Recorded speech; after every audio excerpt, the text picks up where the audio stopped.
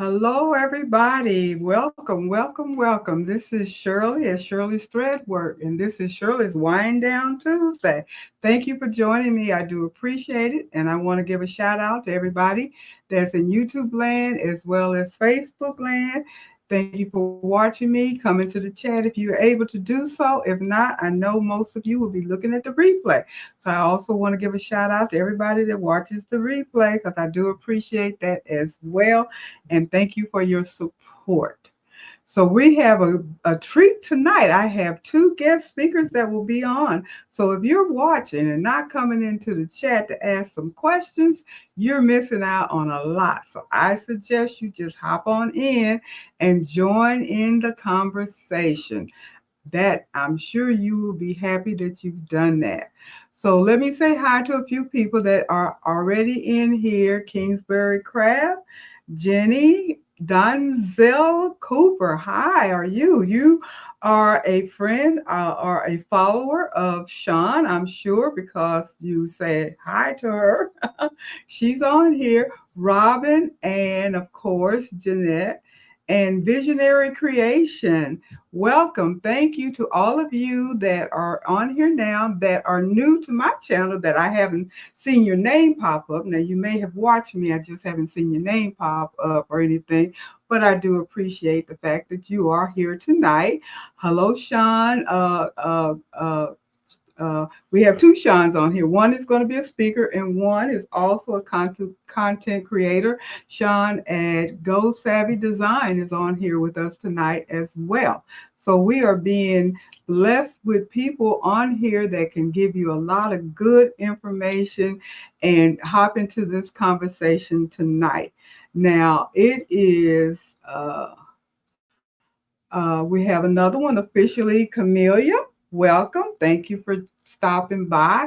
I will be going back and forth and saying hi to some of the people, but we are going to get started in just a minute or so with our guest speakers because they are backstage right now waiting for me to bring them on, and I will. Hi, Carol. How are you? Thank you for stopping by. So let me go ahead and introduce the um, guest speakers that I have. If you guys saw my thumbnail and my intro that I put up on Facebook and YouTube, you are aware of the fact that I have been blessed with the opportunity to have a couple of really good, successful content creators, embroiderers, and crafters that have been in the business for a while, and they are here to help answer some questions, provide some information, and just support me. And I do appreciate that. Let me tell you a little bit about the people that are coming on. I did go into their YouTube sites. I wanted to shout out all of their credentials that I have. I'm going to start off first with Sean, All Things Sean. And I'm sure most of you, or all of you, hopefully, are familiar with her site. And she has her content is a mixture of embroidery, heat transfer vinyl, rhinestone sewing, and sublimation. And her video ranges from tutorials to tips and vlogs. She has new content uploaded weekly, and she has been a member on YouTube since February of 2021. Currently, she has over 3 million views and 349, probably more than that, videos up. And she has over 28,000 subscribers. So she is growing, growing, growing. I started watching her before she even got 10,000 subscribers because I remember her giving a shout out and a hooray and celebration when she hit that 10,000 mark. And she has just grown by leaps and bounds since then because she's doubled all of her subscribers since then, and she's doing extremely well. So she is one of our speakers that I will bring on. And the second speaker, I know a lot of the people that watch me are familiar with her because you watch her as well. And she's a friend of mine, and she's been on here several times. And this is Jeanette from Baroka Sewing and Crafts. And she has her Friday night Friday night, Jeanette, you're gonna get me. You're gonna come in here and help me because I'm getting a blank. But I know she's on Friday night at 8 o'clock. I Her happy hour. That's what it is. Embroidery happy hour. I couldn't get it out. I said, no, she does. What is the name of it? But anyway, she is Embroidery Happy Hour on Friday night. So we all watch her. So she says, the go-to hub for everything machine embroidery and running a successful embroidery business from home. Whether you're just learning how to use your embroidery machine or you're ready to turn your passion into profit, you'll find step-by-step tutorials, business tips, project ideas, and honest advice to help you grow your skills and your shop. She has been on YouTube with her channel since June of 2017. She has over 615 videos up, over 2 million views, and 21,000 subscribers. So as you can see, I have two very successful people that are on here that are going to share their knowledge with us tonight. So I'm going to go ahead and bring them on so we can get started. They're backstage, and I got to make sure I get my layout correct here. So wait.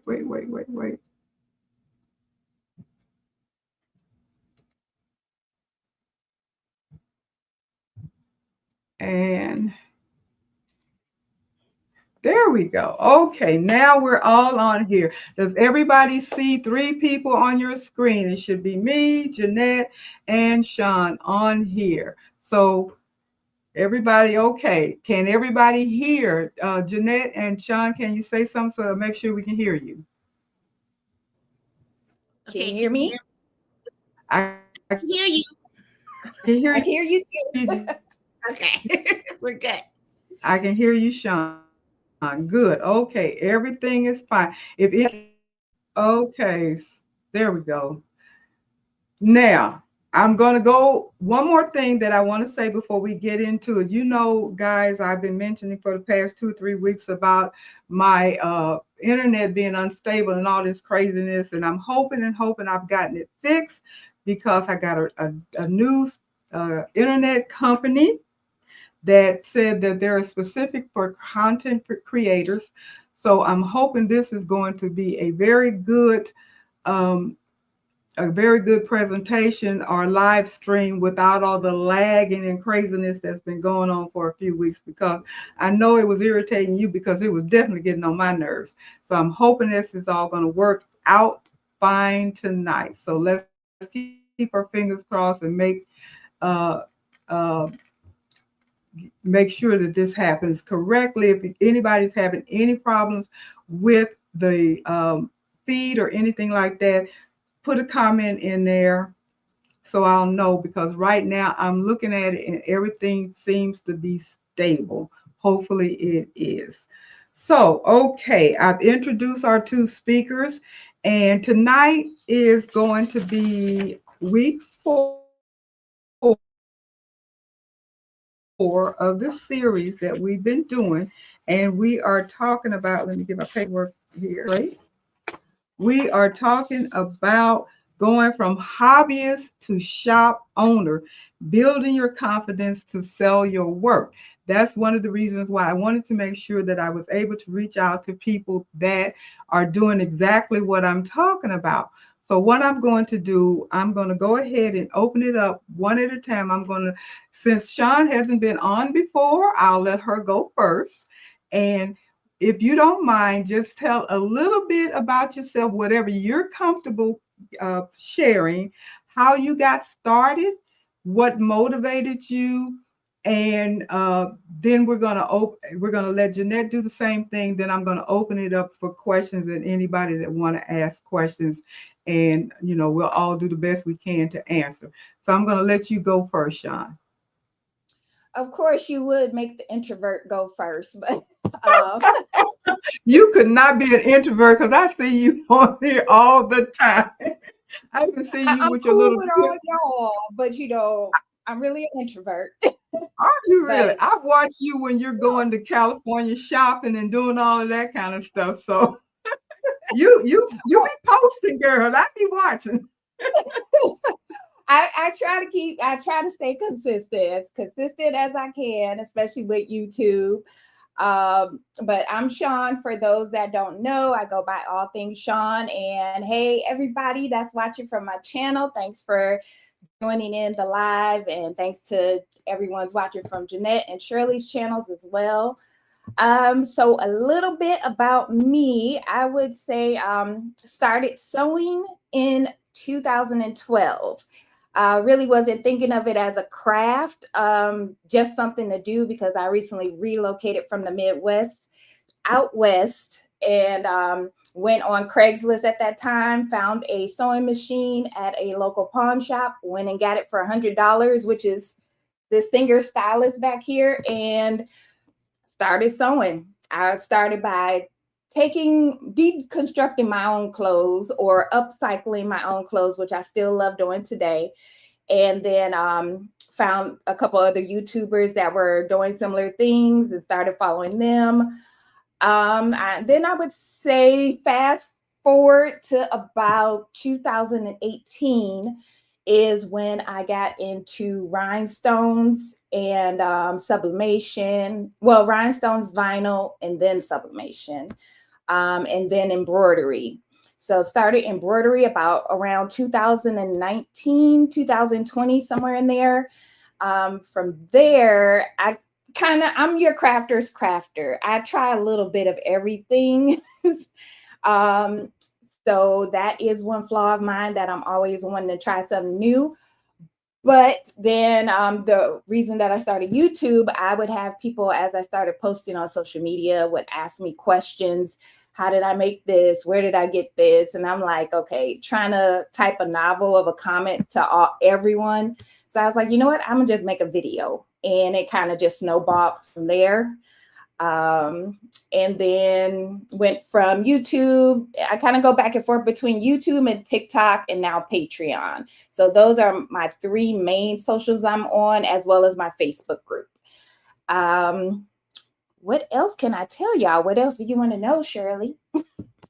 Well, I'm going to let the group ask questions after Jeanette tells a little bit about herself, and then we'll start the Q&A and all of that. And I do have a few questions that, in case we have some shy people, and I know the people that follow me and Jeanette ain't shy because they're always asking questions. So we and I'm sure your followers aren't shy either. So come on with the questions. This is the perfect opportunity to ask any questions from any three of us, whatever you want to know.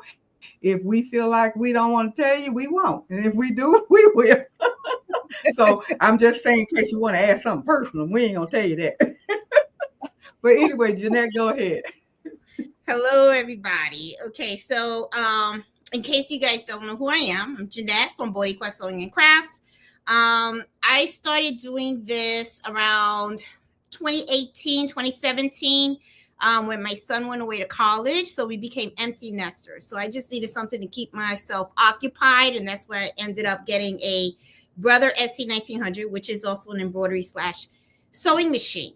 So I started watching the Crafty Gemini, started following her videos. I started doing sewing and everything. And then I ended up getting into the embroidery side of the SC1900. And then I fell in love with embroidery. So embroidery is really my thing. I mean, I have tried sublimation, don't really care for it. Sewing, still trying to learn how to sew straight. Embroidery is really my world. I really love doing that. So I think I'm just going to stick to it. I have grown this hobby of embroidery into a home-based business. And I also am now teaching embroidery at Susie's Quilt Shop in Manassas, Virginia. The reason why the business is kind of crept up, because what ends up happening is when you have people around you that find out that you can do this stuff, all of a sudden they want you to do it for them, right? And I'm not about doing stuff for free. You know what I'm saying? Because, stabilizer, thread, electricity, all that stuff costs money. So, I started doing it for friends and family, but then once the word gets out that you know how to do certain things, that's when the business side kind of starts to creep in. So, when I saw that was going to start happening, that's when I said, okay, let me just get an LLC. I have a friend who is a tax attorney also, so I got with him. And so I could learn all the stuff that I needed to do so I could make sure I'm running a legit business, because I don't want to end up with Uncle Sam following me around and stuff. So, the business is going really, really well, which I'm really, really shocked, especially locally. I do sell on Etsy, but, Etsy's kind of like iffy. Sometimes you sell, sometimes you don't. But the orders that I get locally are very, very constant. I get a lot of bulk orders and stuff like that, which kind of led me to buy several multi-needle machines and stuff. So, enjoy what I do. Now that I'm newly retired, I can really get more involved in running the business. So I've been running it for like 7 years now, and it's been doing pretty good. So yeah, I just like embroidery. Tried the other stuff like the sublimation, rhinestones. I'm not into it. I just can't. I mean, it looks pretty, but the thing is, it's just, I could just see you can really go crazy with all this stuff, okay? Because, I mean, it can get out of hand. And before you know it, it's like you do your embroidery, you love embroidery. Then you start doing quilting, you love quilting. Then you got your sublimation, you're buying a sublimation machine. Now you're getting into rhinestones. Now you're buying a whole bunch of rhinestones.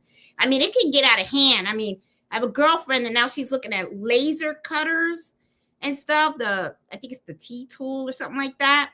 And this equipment is very, very, very expensive. So it can get out of hand. So I kind of, I don't want to do the little everything. I'm sticking to what I know best, which is embroidery. Love doing it. Love teaching it.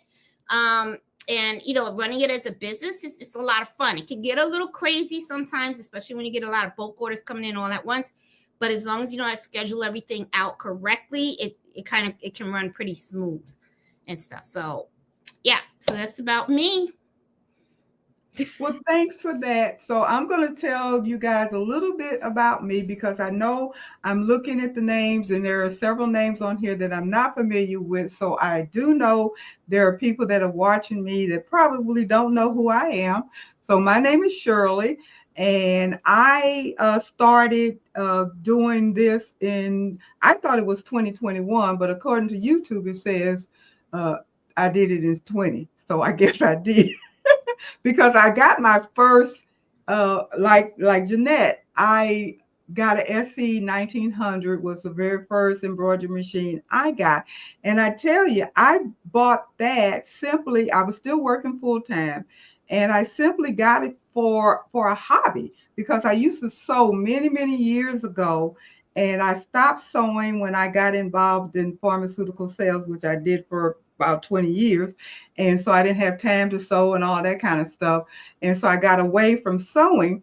And so I wanted to get back into the hobby of sewing. And I've always loved the look of embroidered items, but I thought they were so expensive. I thought, my goodness, stuff is high. Now I know why. But anyway, I got my machine about a month or two before COVID. So I didn't get the machine specifically for COVID to make masks and all that, like a lot of people did. But I did get it in 2021. And as I was beginning to learn how to do it, COVID hit and everybody started making masks. And I started making my own mask to wear to work, because I am in the health field. I am a nurse, and I was essential. So I had to go to work. So I had to make a mask, and I was kind of like being snippy one day, and I decided to make a mask with essential on there, just as a kind of being sarcastic at work. I wanted to work from home and they wouldn't let us. But anyway, I started making masks and stuff, and I was watching Eve. I got to give Eve her props. Eve from the Baby Booty. She pretty much is the godmother for me as far as teaching me how to embroidery the beginning, because I started watching her religiously. I would go to work, come home, get all my stuff, and get on there, and I'd be in the bed with my iPad, half sleeping, half watching her, and learning and learning. And I did watch other people as well, but that's what got me started. And it's kind of like you, Sean. People would ask me questions when I was on Eve's, um, going watching her channel. You know how you chit chat like people here, chit chat among each other and everything, and they start asking you questions. And you get to know the people that you're chatting with, and people were asking me questions, and I was answering the question. And I said, because I like to talk, I said, well, get on YouTube and put the video out and tell people different things, because I wanted to talk to people that were like me, that were older, and they wanted to start something new. Maybe they were retired, or they were looking for a hobby or something like that. And I had a 10 needle machine, and I couldn't find a lot of videos on multi needle machines. Most of the videos pertain to single needle machine. Now, like I said, I was doing my single needle machine, but I quickly learned that the hoop size was too small for me. I love big. Everybody that knows me knows that I love big. The bigger, the better. I love doing jacket backs and all of that. And I wanted a bigger hoop size, and I didn't want to have to change thread every 2 minutes and then put it back on and put another color on, put it back on, and so forth and so on. I said, this is crazy. And so that's when I started looking into a multi-needle machine. So I got my single needle machine and my multi-needle machine both in the same year, because I was that, anxious anyway. So that's how I got into it. That's how I got into the YouTube channel.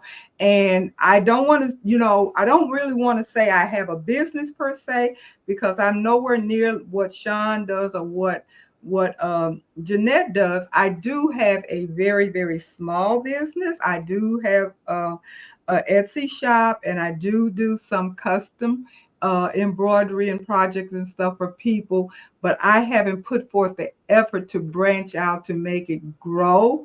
And maybe I'll get better talking to these ladies and getting some tips from them. So that's a little bit about me. So now you guys know a little bit about the three of us. And so let's get started and see who wants to ask anybody. It could be either of the three of us. Any question that you want to ask, go ahead and put something in the chat. And I'm going to acknowledge people that I haven't acknowledged already while you guys are putting stuff in the chat. Because like I said, I got quite a few people in here that are new to me. Visionary Creation. Hello, Linnell Green. And of course, I spoke to you, Sean, and I'll be speaking to you again. And CJ Spice. Who else? Leslie, how are you? And Becky, how are you? Sharon Lee. Jenny. Becky, I said Becky. Let me see who else. Hi, Val. And anybody else that I haven't spoken to yet. Pretty Eyes Covington. I've seen you on Jeanette's site. ATB Marketing. Latonya EX. Rebecca Guinness. And hi, Pearl. And I'm going. I'm waiting for the questions, y'all. Okay. And Visionary Creation said you learned a lot from watching Jeanette embroider tile. And that's what happens when you find people that you enjoy watching for whatever reason. They kind of click with you and you start watching them. That's how you learn. Because back to Eve from Baby Booties, when I first started watching her, she used to do some of the cutest little skits. And I don't know if anybody remembers that, but that's what pulled me into watching her, because she made her videos very entertaining. entertaining as well as informative. And I started watching her a lot, but I was also learning from her because she was telling you how to do certain things. Sharon, you have a question. Let me put your question on here. And if you have a question, put a Q before it in case I miss it. I don't want to miss it. I think they have this little icon on here now that tells you it's a question, but I'm not sure. Anyway, Sharon Lee, you want to purchase the 5x5 freestyle or the fixture, but not sure which one to purchase. I'm not quite sure what exactly what it is that you're talking about. I know are you talking about the Mighty Hoops? Or is there something else? The freestyle fixture, the 5x5 Mighty Hoop, the free fixture or the freestyle fixture. I have both, and I actually use the freestyle fixture more because I can use it with multiple hoops, and I'm not just limited to the 5x5 hoop or the 5x5 fixture. But if you're going to be doing left chest designs, then I would suggest the 5x5 fixture, because then you could put that on your actual hooping station and you can set it perfect for your left chest designs. So it's kind of, you're going to have to weigh what more are you going to be using it for. That way you'll know which one will be a better fit for you. Jeanette, you have anything to add to that? Well, oh, no. Okay. Sorry, I was answering Rebecca's question. I was typing to her. I'm sorry. That's okay. Well, I agree with Sean. I agree with Sean. I agree with Sean as well. And I'm like, Sean, I do have the 5x5. I wasn't quite sure what the freestyle, what was being called the freestyle, because I have the hooping station. And Jeanette is getting it. I was going to see if I could pull. I have several stations. So if anybody's seen, I have a video out that talks about the Mighty Hoops and all of the things that I have, like what Jeanette has in her hand right now. I have all of those. So it's pretty much that's the freestyle I'm assuming she is showing you. I have it, but me knowing exactly what they call it, I had totally forgotten. I'm assuming that I use more of the fixture that you sit on your hooping station when I'm doing my left chest hoops. I love to have the hooping station because not only do I do left chest logos, I also, like I mentioned a few minutes ago, I do jacket backs, I do t-shirts and all of those kinds of things. So the big hooping station is best for me. But just like Sean said, you have to decide what it is you're going to use it for, and then make up your mind. And as time goes on and you learn more or move into different things, you will make up your mind if you want to add to it and get, more of the hooping station apparatuses that they have. Because I tell you, you get busy doing the things and you realize that we spend money. We spend a lot of money, like Jeanette said, when you're getting into this, whether it's a hobby or a business, when you're getting all of the equipments and things that you feel like you need. And I have to be honest, I've used every one of my hooping stations that I have because of the different things that I've done: left chest logos, t-shirts, hoodies, jacket backs, baby onesies, towels, all of that. And you can use the different hooping stations for all of those different things. So it just depends upon what you're going to use it for. That would be the best thing that you buy first, and then go from there. That's my recommendation. And Sharon was asking which one is that, Jeanette. So that's the freestyle, correct? The one that you showed on the camera. Yeah, this is the freestyle, because and this I ain't gonna lie, I use this a lot, because sometimes what happens is you might have an item that is a little difficult for you to hoop, and this kind of helps you. Okay, so honestly, especially when you're running a business, sometimes you don't know what items people are going to bring to you to embroider, right? They could bring like Miss Shirley said, jackets, sweatshirts, and stuff. Sometimes you can't put it on the hooping station. Sometimes they might have a jacket and it's just a little bit too bulky and stuff like that. I will just put the template on the left side where I need it to be, and then I'll use this so that I can put my hoop on here, and then I go ahead and I just slide the jacket on it.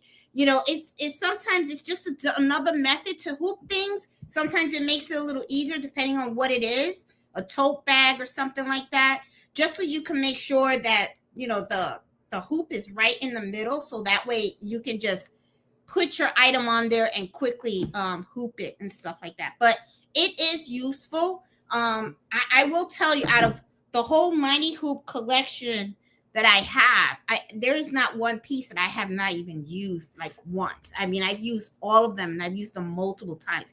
As expensive as they are worth every penny. That is for sure. No regrets. They take my money. That's for sure. I think but they take our money. Yes, but it's a good return on investment. It really is, because once you buy it, it's solid. The material is very, very, very solid. I will tell you, they got a great product. That's for sure. The other benefit to using the Mighty hooping stations, regardless of which one you get, if you're doing something consistently, like if you do, if your main things are towels or onesies or whatever, you're able to set up the measurements on there and be able to get it in the exact same spot every time. That's the biggest benefit that I see, especially when for all of them, left chest, logos, tiles, everything. If you set it, and I don't want to try to explain right now how to do it because I'm not going to get it right, but I know there's a way you set it up, and every time if you set it and you have the parameters and you write them down so you remember what they are, then you constantly hoop under those same parameters, then you're guaranteed to make sure that your items are always going to be in the exact same spot. That's very important, especially if you're doing a bulk order. Everybody, if they order 10, 20, 30 towels, they want it to be exactly the same, just like it came out of a factory. That's how you get your business to grow, because they see that you're doing it professionally. And this Mighty Hoop, all of those Mighty hooping stations and the hoops themselves can help you do that. So that's another huge benefit of using Mighty Hoops. They are expensive, but just like Jeanette said, they're worth every penny. I don't regret buying any one that I have purchased, and I will certainly be buying more as they go. I even have the big jumbo hoop. I have the Brother PR10 55X. I didn't get the Brother hoop. I got the Mighty Hoop jumbo hoop, because I still love the fact that you just do the magnet and instead of trying to put the two plastics together and keep them from coming off and all that craziness. So that works. So have another question. I would say add to Shirley, or piggyback off of Shirley and Jeanette, when you're starting out with Mighty Hoops, and trust me, they are addictive. Their products are addictive. So focus on what you're going to be using them for, so you'll know which ones to purchase, and then add on as your business grows. Don't feel like you need to go buy 5 or 6 different sizes and 3 different hooping stations. Start off with what you feel you're going to need, and then as you start to add on different, or get different orders, or add on to your business, then add on the additional hooping stations, the hoops, and all that extra stuff.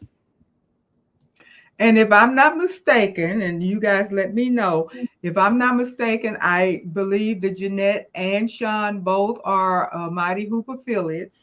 So if you go on their site, whichever one you want, I'm not an affiliate yet, but they are, then you will, if I'm not mistaken, is it a discount? No, you get free shipping. Free shipping. You get free shipping. And you're So gonna want that free shipping because those things are heavy. Heck yeah, yeah. So you are saving money. So either Sean or Jeanette, they both have that code that you can use where you can get free shipping when you're ordering your Mighty Hoop. So keep that in mind. And Sean, let me, I'm going to forget because I'm old. You're on here. I don't want to mess up your name. You know who I'm trying to say. Da, da, da, da, da. Let me get to you right quick. Yeah, Sean at Go Savvy Designs. Correct me if I'm wrong, but I think you are an affiliate as well. So you may have a code. So if I'm wrong, let me know because I don't want to give out any information and I don't want to slight anybody either. So if anybody else is on here, because I believe in fair game. So okay, here another question. This is from Rebecca. I had a question about educating customers professionally about the process of embroidery. And I know, Jeanette, you are doing something like that right now. You want to tackle that question? Yeah, it's something that I have to do all the time. This is one of the things that I find that a lot of people make a mistake when they're running an embroidery business and stuff. You need to have that conversation with your customers. You got to make sure that you are gathering all their requirements. You have an exact understanding of what it is that they need for you to do for them. I always tell people that watch me, I make it a rule. I don't give prices up front. The reason why I don't do that is because you have to gather all your requirements first, know exactly what it is that they want. Then you want to go back to your shop and you want to sit down. You want to start calculating in your head, how much time is it going to take to complete this project, how much material you're going to be using, your time and everything. That's when you come up with the price. Now, when I talk to the customer about the process, usually that conversation takes place when we're talking about prices. Because one of the things that I need the customer to understand is why they're being charged that particular price. So when you do custom embroidery, a lot of times the prices are not going to be the same because customer A is going to have a different project than customer B. That means the stitching is going to be different. The designs are going to be different. Someone might have a very simple project, which is just putting names on towels with a font that you already own. Another one might be you have to get a file, get it digitized, test it out, make sure that the colors are right. Maybe you have to special order some of the colors that are required in their logo. Sometimes they might have an item that's hard to hoop or something like that. The logo may take very long time to stitch out. There's a lot of things you have to consider when you're doing pricing, right? So when I meet with the customer, I tell them I need to know what it is that they want me to do. If I look at the material and I tell them that might be something that's difficult for me to embroider, it might take a little more time. I'll tell them about the stabilizers and everything. When you are pricing your items and you tell the customer your item, when you have that discussion about the embroidery process, in order for you to complete that project, most likely what's going to happen is the customer is going to understand the price. They're going to know why you are pricing a certain way, because a lot of times what happens, customers don't know. They believe that, you stick something in the machine, you press a button and you walk away. It's not so. A lot of the research happens up front before you even push that button. So, you have to make sure you have that conversation with your customers, make sure that, they understand about stabilizer. They understand about stitch out time. If you find that the design that they have is something that has to be run on multiple speeds or different types of weight threads or different types of needle sizes, make sure you explain that to the customer as well, so they have an understanding of the process and everything that's involved. And that way, when you come out and you say, well, it's going to be $15 a shirt or $20 a shirt or even $30 a shirt, whatever it is, they have an idea of how long that item is going to be underneath the needle. Also, you got to make sure that when you are pricing your time, take in consideration all the machines that you have.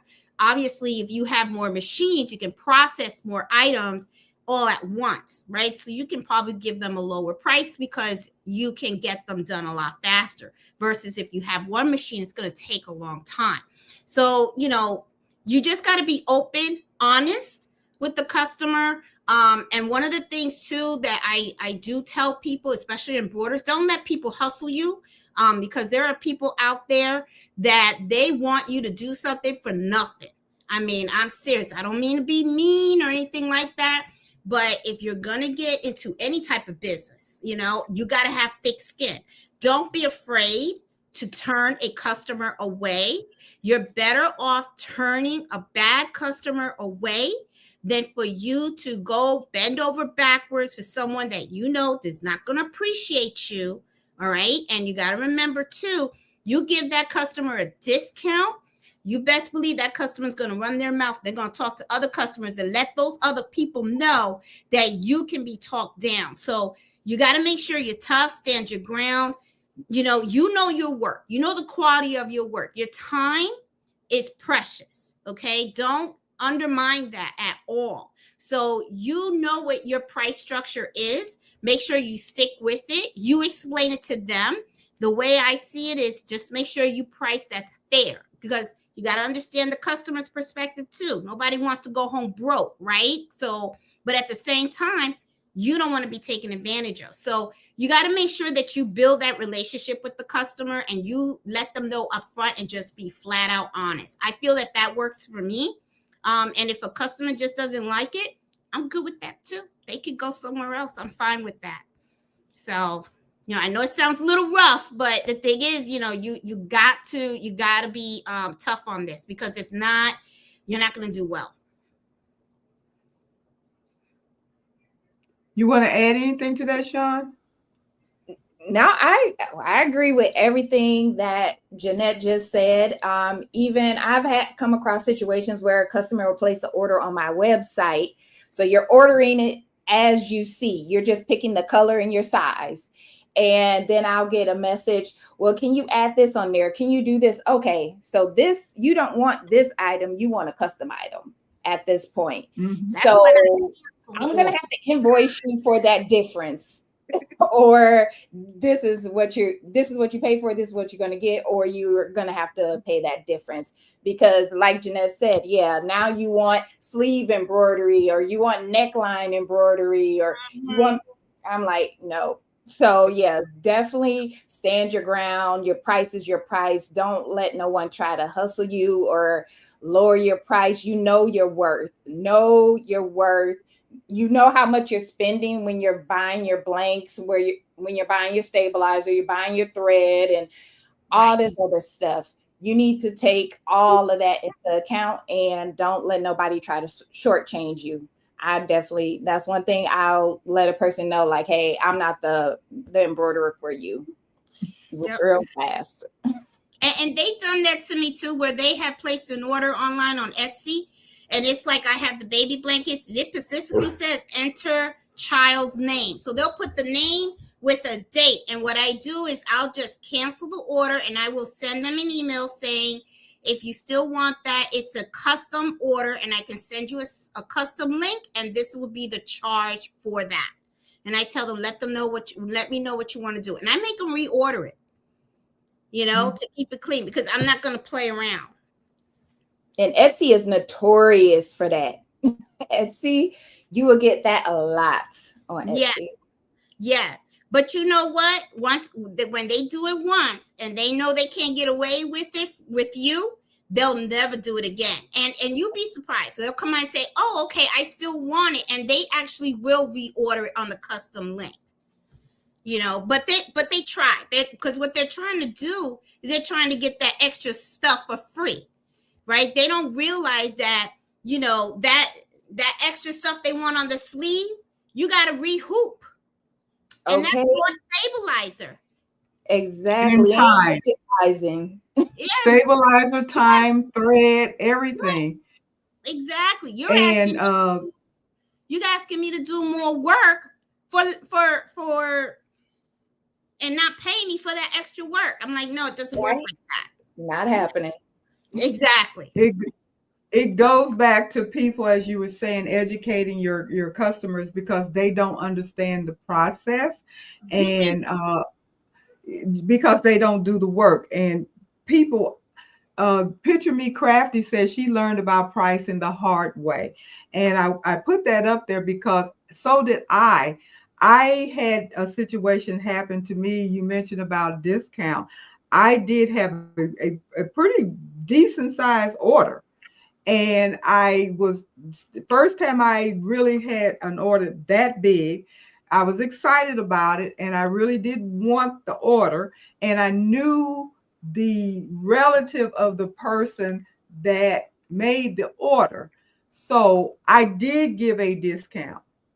That was to my own detriment because I really didn't make what it was worth. It turned out to be a lot more work than what I had expected. And it kind of surprised me because I hadn't realized this because I hadn't done a lot of children's size logos. I've always done adult size logos. So the adult size logo was, pretty straightforward, simple. You set your setting your parameters for your 1X, your smalls, your medium, and keep going. Then when I got to the kids, you got your two toddlers and your four toddlers and this toddler and that toddler, and I actually had to use the ruler and measure it and all kinds of stuff. And then I wanted to make sure that the babies didn't get all scratched up, so I put the tender touch on it and all of that kind of stuff. And that's extra work, but I didn't charge extra for any of that. That And costs so like a tender touch. it does. And none of that dawned on me when I gave the price. So that was a learning situation for me. And not only that, yes, the person did recommend me to several other people, but they will run their mouths. And they said, well, I only paid XYZ for it. So the person that came to me wanted XYZ dollars.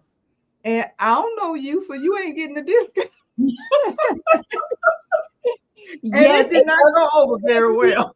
Friends, family, and friends are not your target audience. If you don't learn or take anything else away from this live, family and friends are not your target audience. They will try to nickel and dime you left and right. They will try to add on while the shirt is on the machine stitching out.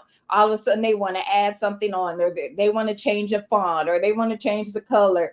So do not start a business with targeting your family and friends in mind.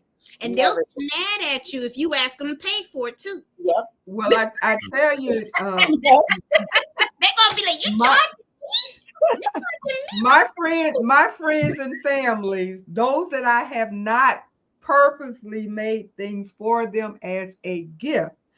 Everything else, they do pay, and they pay what I charge. My problem is I don't always charge them the exact same price. And my daughter-in-law is notorious. She's very notorious because she doesn't understand either. And she'll ask me to do XYZ. And then when we talk on the phone, she can't give me any specific information until I'm ready to do it. Then all of a sudden she wants something else, and she wants it here, and she wants it on the back, and she wants it down the sleeve. And I just said, honey child, you can't afford this. So you gonna pay for the front hoop and the arm hoop and the back hoop. Right. And that's how it goes. But you have to let them know that, yes, you're going to pay just like everybody else pays. And it's not a simple thing because people really do think you just push a button. Mm-hmm. You just push a button, and they don't realize that it's everything else before the button gets pushed. And even after you push the button, you're not done. You got to pay attention to that machine, because if you walk away, who knows what may happen to that garment. I know I have, and I'm pretty sure you guys have, and most of you guys out there watching has had an accident where something fell behind, and next thing you know, it gets caught. And you've stitched it together, and now it's ruined because you can't get it off the hoop without cutting it. So you just messed that up. That's a whole item that's wasted. You can't do anything with it. And it doesn't matter how experienced you are. If you aren't there watching and paying attention, you can make that mistake because you don't have control over the gravity and the movement of the machine. And you think you got it hooped everything and everything is out the way. But since the machine is constantly moving, things move around. Next thing you know, it came undone and flipped up under there and you didn't even know it. And now you got a whole mess there. So that's even more work because why? You can't do too much of anything else because you got to pay attention to that machine. And Jeanette, I know you amazed me because you got 3 machines, you're getting ready to get another one. And you have to watch all of these machines and stuff and make sure everything is going well and nothing is doing anything. And then you waiting on Mello to tell you there's a problem. Mello be getting in the way. He always pops himself right in front of the machines. I gotta be like, move. He's literally the watchdog. He is. Yeah, but we've talked about my audience, that's been following me. We've talked about pricing, and Jeanette, I know you've talked about pricing a lot. So we've told people, many times about not giving a price up front. Right. You got to know what it is that they're asking you for before you can give them a price. And that's going to be the first thing that comes out of their mouth, rightfully so, because they don't understand the process. And before they order something, because I'm looking at it from a customer point of view as well as a embroiderer. As a customer, I want to know how much money I need for this item that I want. But so naturally, the first thing come out of your mouth, how much is this going to cost me? How much is it? But then once you explain, I can't give you a price right now. I need to have all the particulars and then come up with a price. I'll get back to you, or maybe you have the tools or whatever, because we've talked about pricing tools and spreadsheets and all that kind of stuff that's out there that's available where you can, come up with prices that add into all the different, the thread and the stabilizer and so forth and so on, your hours and all of that, and come up with some kind of fixed prices based on XYZ. That's a possibility. Some people use that formula, some people don't. But I do know that you have to make sure that you take everything into consideration before you come out. So I have a question, and come on, you guys, put some more questions in the chat. And if I miss something, put it in there again so I won't miss it. But my question, because I've been talking to the group about a floor price or floor fee, which means I don't turn my machine on for less than X amount of dollars. Do you guys do that? Yes. Oh, yeah. Good. You have to. You have to. And that's what I've told, I've heard people say, I don't turn my machine on for less than $15. So I don't care what it is that you're asking for. That is the minimum price.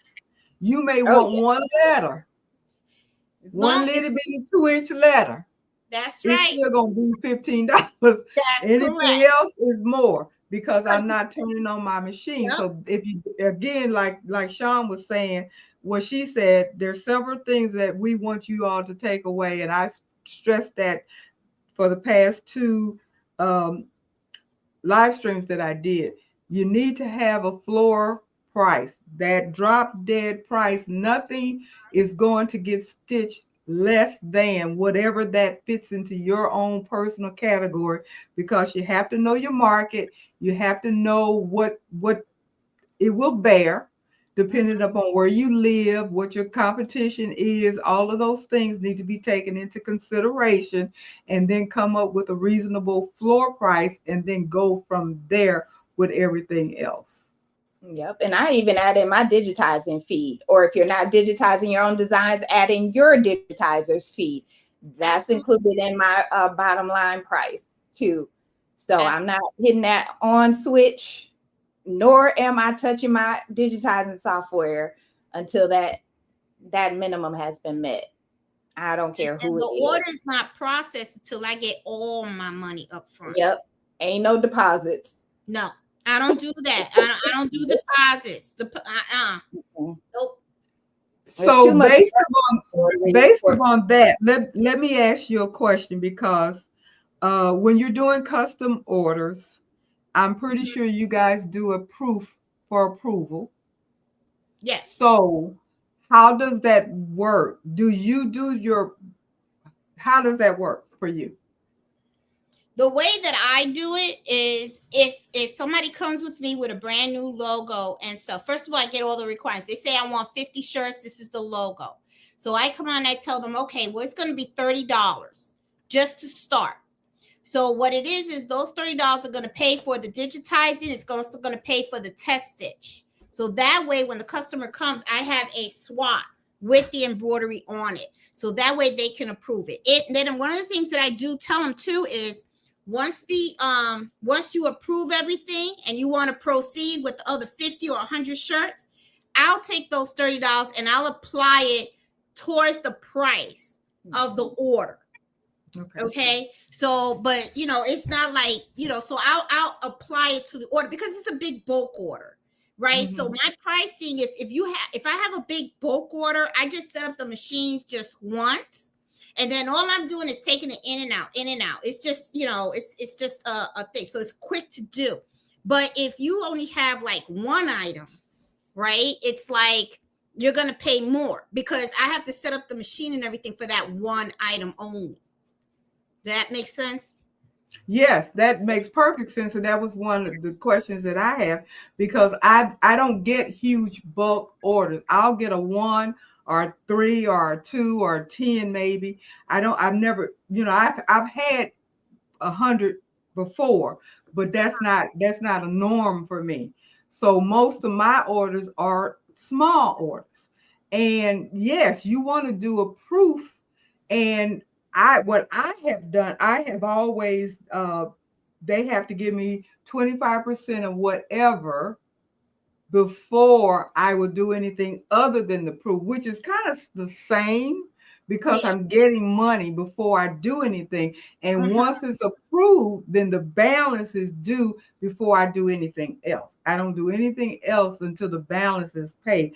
So yes, they have given me some money, what I asked for, and then I do the proof. And once they approve it, that's a done deal. If you approve it and you want to change it, then that's more money. Okay, for the one items though, I do it a little bit different. It's a little similar, but a little bit different. Like for example, you come to me and you have a logo. All you want is one shirt, right? So what I do is I say, okay, let me see the shirt. And then I say, all right, give me 2 days. I'll get back to you. I can tell you how much it's going to be. So what I do is I take that design, I send it over to the digitizer. And then I tell the digitizer, how much is it going to cost for us to digitize this design? And how long do you think, or how many stitches do you think this design will be? Now, the amount of stitches is going to help you determine how long it's going to be underneath the needle. And looking at the design also, you can kind of already tell, okay, if you're going to be using different weight threads, different size needles, you may have to slow down the machine and stuff like that. But all this comes with experience, right? Because I've been doing it for so long and I've done so many custom orders that I can easily look at a design and already kind of know some of that information up front. However, I'm not a digitizer, right? And different digitizers have different ways of digitizing items. So a lot of times what I'll do is I'll take a logo and I'll send it to 2 digitizers and have them work on it. So sometimes I do take a little bit of a hit in the cost up front. But the thing is, because I just want to make sure that the product is solid.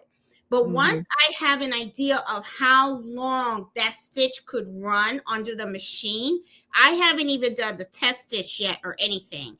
Then I'll go back to the customer and say, okay, if you want that shirt, it's going to run this much money. Okay. And that's going to include the digitizing cost, the test stitch out, and then the shirt. And then I tell them I can send you the invoice. Once you pay the invoice, then I'll proceed. Once they pay the invoice, then I go and I tell Fossil or Billy, okay, I need you to digitize it for me. They digitize it, then I test stitch it. Then I go ahead, I take a picture of it, I send it to the customer. I go, this is what it looks like. Are these the right colors? Is this how you want it? Do you want to come back again and look at it? Because some customers like to feel it and really look at it and stuff. Then once they give me the okay, then I go ahead and I put it underneath the machine. But the thing is, I already got my money up front. You know what I'm saying? So, that's how I do the ones. Because the thing is, if it's a bulk order that I tell them, okay, you just pay me $35, $40 up front, and then after you approve the swap, then I'll process the whole 100 shirts. But if it's a onesie, a one little item, then I do it the other way, where I say, let me do the research first, and then I'll give you a cost.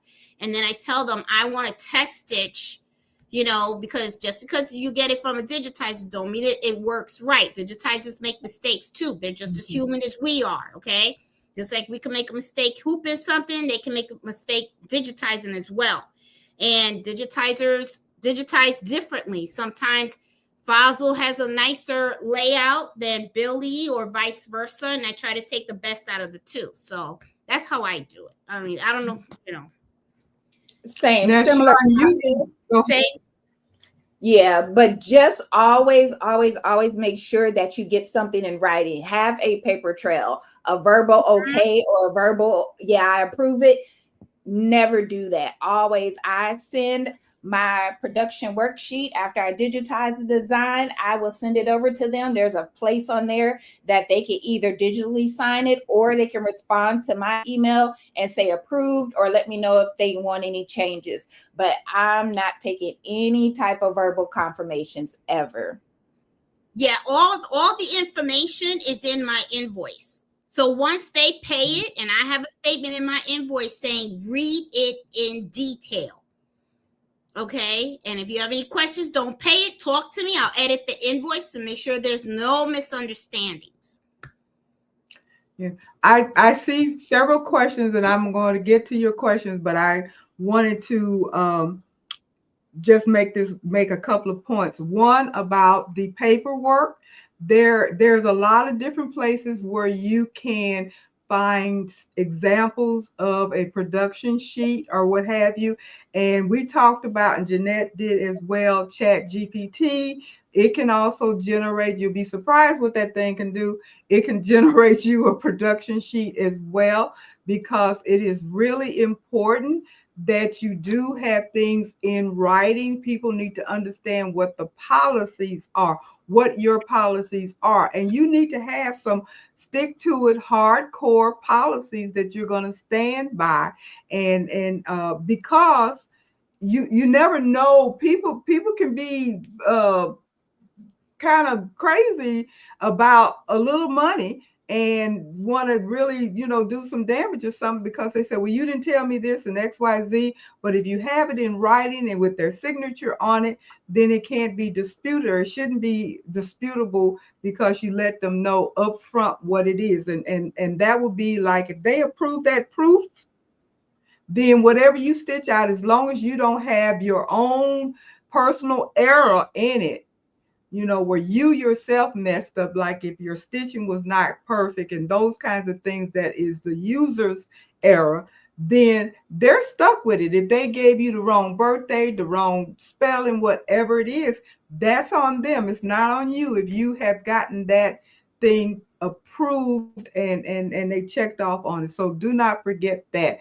And like I said, don't forget about Google where you can get production forms from, or do Chat GPT, the stuff that you want to put in there, or ask some. I don't have a sheet. I had one a while back. I can't tell you where it is anymore, but because I haven't used a formalized sheet in a while, because I haven't done any big time stuff. I've just one here, one there, mostly people that I know. But other than that, you need to have something in writing. And Sean at I'm putting you on here. There you are. Go Savvy Design. She says yes, and you have your policies and your receipt at checkout. Yes, and she does have a business as well, just like the two of you. So it is something that we definitely have to do. And Sharon, you're asking me, you said that this is my fourth session. Yes, I do come on weekly. I come on every Tuesday night at 8 o'clock Central. This is Shirley's Wind Down Tuesday, and I've been doing it for going on 2 years now. So it's a lot of videos out there. I have 100 and some odd videos out. I also have tutorials and things like that as well on my channel, which is Shirley's Thread Work. So please look at that and subscribe. It's a little commercial. Anyway, let me get back to the question is, Pretty Eyes, is this live? Yes, it is live. Is this live with the three of you going to be? No. That would be nice, but no. It is not going to be an ongoing thing. However, you never know when we will do something like that, because Jeanette has been on with me before. So we've done that. And like I said, I've met Jeanette. We've had dinner together and we have chit chatted and all that kind of stuff. And Sean, this is my first. So this is my first time actually meeting Sean. So we're meeting for the first time visually, other than seeing her on her channel. But we have chatted back and forth before, and she was gracious enough to agree to come on here. So no, it's not an ongoing thing. That would be awesome, but that's not the case. And another question is visionary creation. Can any of you recommend any digitizers? I use the one that Jeanette has mentioned, so I'll let Jeanette because she knows Fossil better than I. But I use Fossil, the same person that she uses. Yeah, I mean, I have a list of digitizers. If you go to the Facebook group, Embroidery Happy Hour Adventures, under the guide tab is where I have a list of digitizers. My recommendation, if you do embroidery for a business, is don't just use one digitizer. You should always have at least 3 or 4 digitizers that you work with. And the reason being is digitizers have their own style, okay? They all digitize differently. Sometimes the digitizer that you love might be too busy or overwhelmed. Sometimes you need something that's going to be a very quick turnaround. Also, they vary in prices as well. So, you never want to have this one person that you rely on solely. So, on the Facebook group under the guide, I have a list of digitizers that I trust, that I've worked with. And sometimes, I do have digitizers that reach out to me. I like to test the digitizers. I don't just work with anybody, because my business is important to me. My reputation is very important to me. I got to make sure that when stuff comes out of my shop, it's top quality. I don't want people to think, oh, she just started. No, I mean, I have worked on some very complex designs. So I need my digitizers to be top notch. So usually when, I have a digitizer that reaches out to me, I like to have conversations with them. I like to work with digitizers that I can work with. I don't want a digitizer that's going to take the money and disappear. Sometimes you run into those. You run into people that are just starting to learn digitizing, or some people that they digitize the file for you, and then once they got your money, it's like you need a correction or some type of modification, they just disappear. I'm like, no, I don't work that way. So I'm pretty hard on the digitizers. They, my expectations are pretty high. But the way I look at it is, it's about my business, because when I do embroidery and the embroidery walks out of my shop, that represents me. So I cannot afford to have any type of sloppy work. So that's why I like to have several digitizers that I can work with. And Fossil knows me very well. He knows what my expectations are. Billy as well, Deborah. But I have a list of digitizers that I work with all the time. They're all great. And there have even been times when I've had a digitizer reach out to me and say, I would like to work with you. And I'll send them a sample just to see how good they are at digitizing. Usually I'll send them a hard one.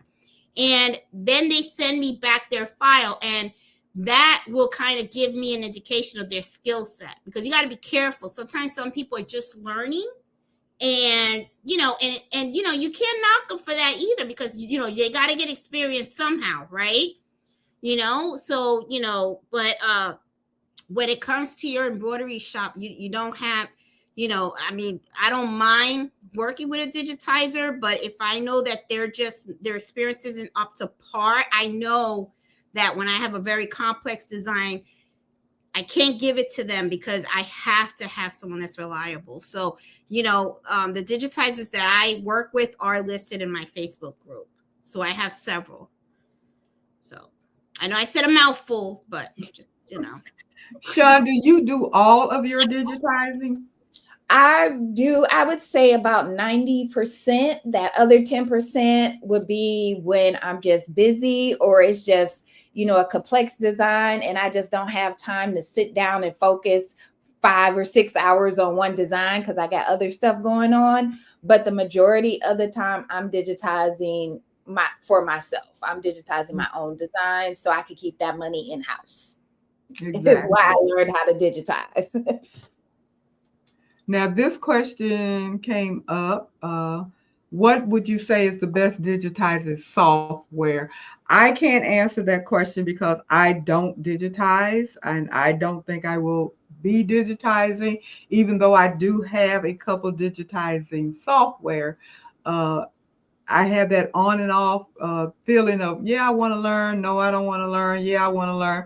But I'm happy with who I use, and I have used other digitizers as well as Fossil, and I've not really run across anybody that I haven't been happy with. A lot of the differences has been price and time, but I can definitely speak for Fossil. He is very good and he's quick, and his prices are reasonable.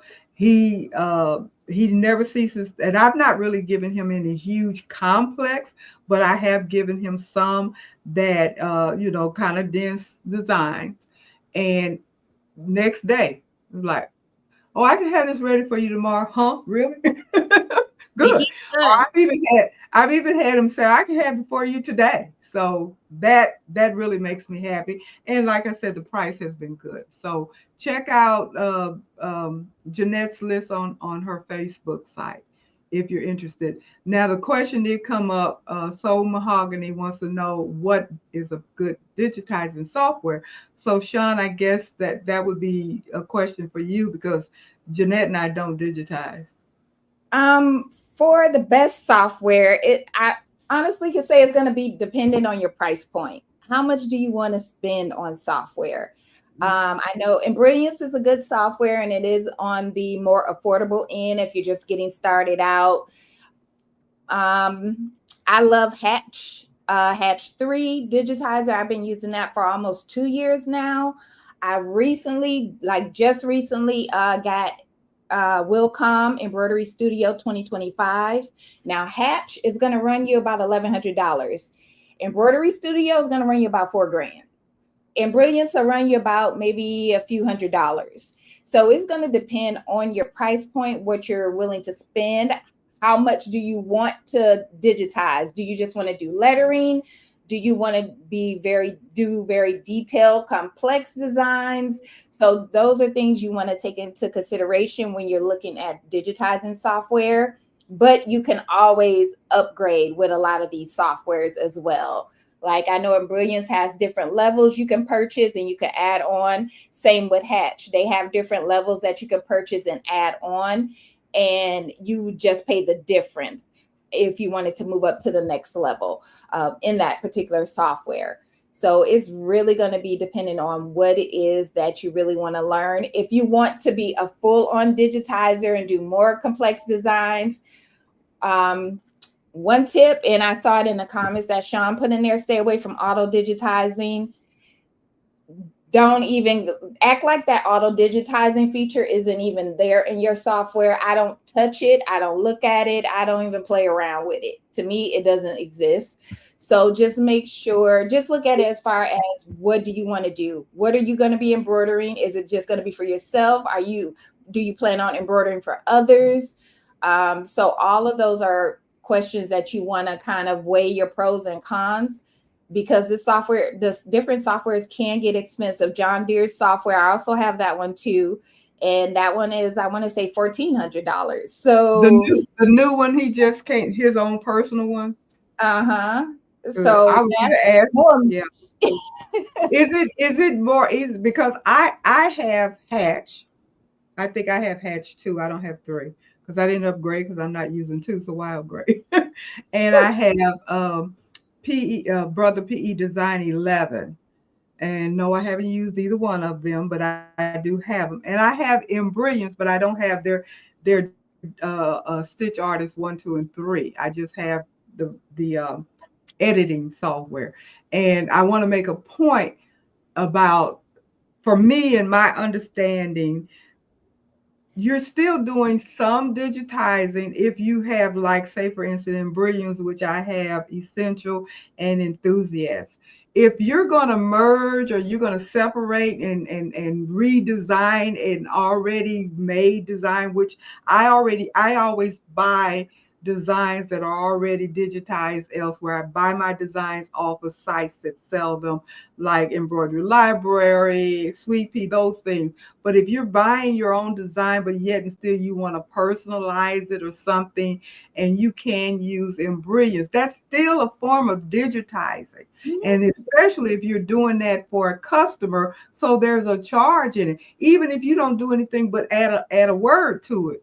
If you have this cute little teddy bear and they want the baby's name on there, you have to put that lettering on there. So you're using a software editing software, which I use in Brilliance. That is part of digitizing. Don't think that you're not doing extra work. And even with me, like, I resize stuff. I resize because I like things big, small, whatever, and things are resizable in those software. You have to be careful, make sure your density and all of that stuff is correct. So you need to stitch it out, make sure it's not going to be distorted in any kind of way, but you're still manipulating the design. So that's still part of digitizing. Because I know and I'm not telling people to do what I do, but I have taken bigger designs and I have shrunk them down to make a patch out of. I got a whole jacket full of patches.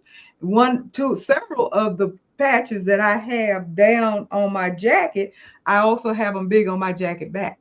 So I've had them little bitty and I've had them big, same design, and they've stitched out perfectly. It's just how you work that through your editing software. So I don't consider myself a digitizer at all, but I do manipulate designs to fit what I want. And even some of your machines, because I can only speak with Brother machines because those are the only one I know, especially like if you have a Luminaire, a Stellaire, if you have the 10 needle machines and some like the Dream machine, some of the machines that have IQ Design or what's the other one name? We don't have IQ Design. That's Baby Lock. We have PE Design. No, it's not PE. Anyway, we have a component on our embroidery machines where you can do some digitizing on that. You can create designs and frames and all kinds of stuff. So that, if you're doing those kinds of things, that's digitizing as well. Miss Banks, Taisha, she showed me how to do create my own mug rug strictly on the machine. And you can do all of that kind of stuff with the software that we have on our machine. And you're not even using the software. You're not using Embrilliance or anything because we have that capability on some of our higher end Brother machines. So keep that in mind, because I'm always trying to tell people, utilize what you have. And if you have these big, beautiful machines, these big, expensive machines that have all of these bells and whistles on it, try to learn it, try to learn how to use them, and take advantage of them because you paid for them. That's one of the main reasons why the machines cost so much money, because they've added all those extra features in there for you to use. And you'd be surprised of the things that you can do with your machine if you learn how to use most and all the functions that you have. You have lasers, you have, I mean, it's just a whole barrage of things that come with a lot of these machines that people don't tend to use because either they don't know that it's there or they don't know how to use it. So that's something that I try to encourage everybody to try your best to learn how to use your machine as best you can. This and I want to add, Design Center, thank you so much. I I want to couldn't add remember something if I Brother could. Design Center. Thank you. For sure. Let me add Go something ahead. also for the question about the best digitizing software. A little bit of advice. There's a lot of different digitizing software out there at different prices. This is my feel on it. You have to make sure that whatever digitizing software you buy, it is something that you're going to understand and you're going to know how to use. I see a lot of people go out there, spend their money on all these different digitizing softwares, and they're nothing but confused. Don't know how to work it, don't understand it. So one of the things that I highly recommend people do, YouTube is such a big library of different videos. Use it. Go out there. If you're interested in a particular digitizing software, do a search on it. I'm sure there are a lot of YouTubers out there that have done different types of videos on Hatch, on Embrilliance, on So What Pro, on all these other software that's out there. I feel the same way when people talk about embroidery machines. You see a lot of people, they try to push a certain brand of embroidery machine. They go, oh, I got this, I got that. We all know there's about like 25 different brands of embroidery machines. At the end of the day, it's all about what you're comfortable with.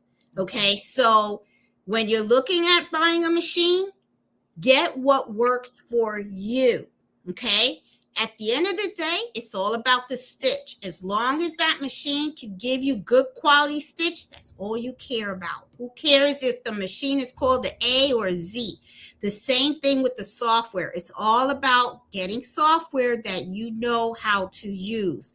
Everyone learns different. So, just because someone has a particular software and it works for them doesn't necessarily mean it's going to work for you. You got to do your research and get what you are comfortable with. Because if not, you're throwing your money away. Yes. Classes. When I first started digitizing or decided I wanted to digitize, I did the Hatch 30-day free trial. And then at the time, John Deere had plenty of Hatch classes up. And he had some courses that you could take separate from what he was posting on YouTube, which is like a digitizer's dream course. And it was 3 levels. And within each level, like certain of the tutorials, there'll be like 5 lessons within each level. And some of those levels would have 5 designs within, like, say, level 1, lesson 2 has 5 different tutorials in there. And then the same with the next level. So I went through those classes. It took me about a good 2 months to get through all the levels because he gives you the materials, everything in those courses to practice with. And so I would watch it, and then I would have him on one screen, my software on another, and then I would be trying to digitize it. I would go back, rewind, play, stop, and learn. That's how I learn. I'm a hands-on person. So I don't think he offers those particular classes for Hatch. Of course, he has his own software now, but there's a ton of people that I've seen on YouTube. Romero Threads is one. He does a lot of tutorials in Hatch and Wilcom. There's a few others that I see doing tutorials in Embrilliance. So yeah, Jeanette is right. YouTube University is going to be your friend. Watch some of the tutorials. Learn a little bit about the software. See if it's something that will fit you or if you're looking for different features. And just watch a few different tutorials about different softwares and then go from there. Don't just because I say I like Hatch or I like this, it doesn't necessarily mean that you're going to like it. So just weigh your pros and your cons, look at different software options, see what's available, and compare that to what you're going to be doing or what you want to do with the software and your business as well. Mhm. And be sure to take advantage of the free trial period. Most of them have 30-day trial.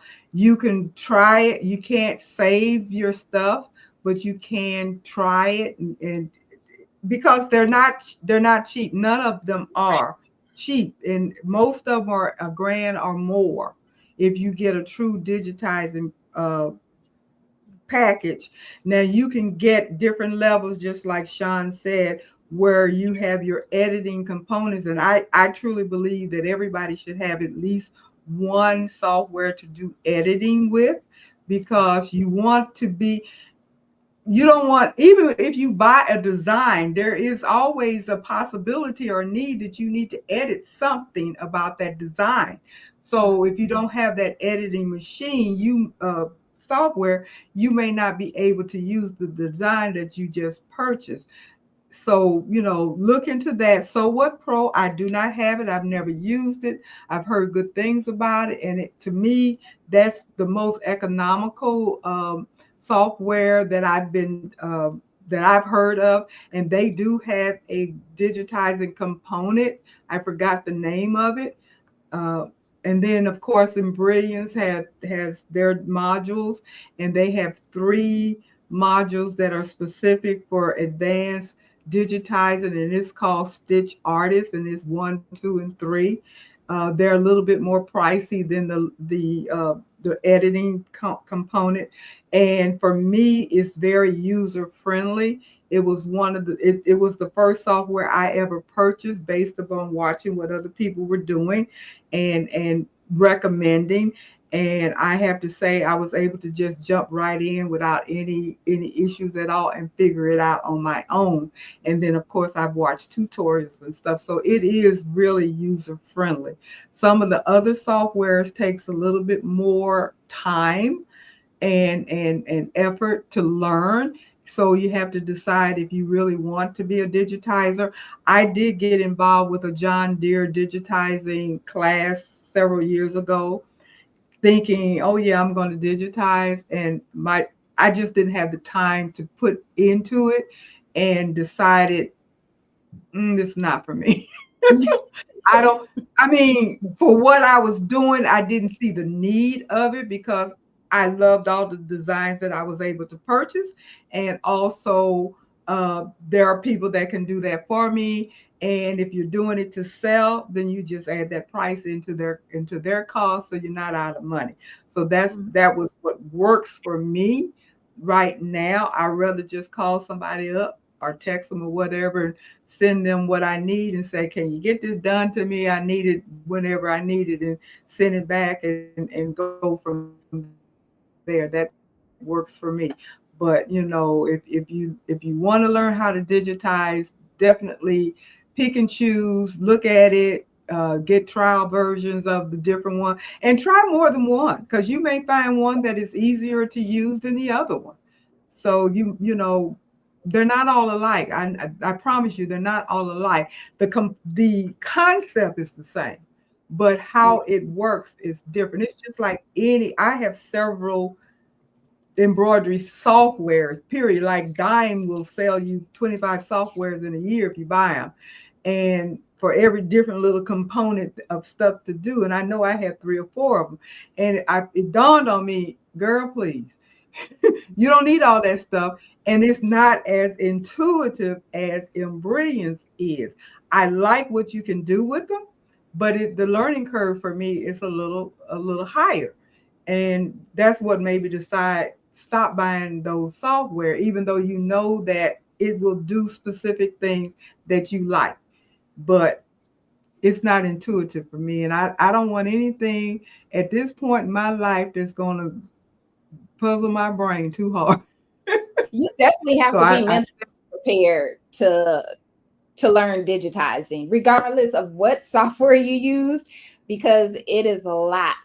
and you're looking at stuff in millimeters, you're looking at push and pull compensation, you're looking at density, you're looking at underlays, you're looking at different stitch types.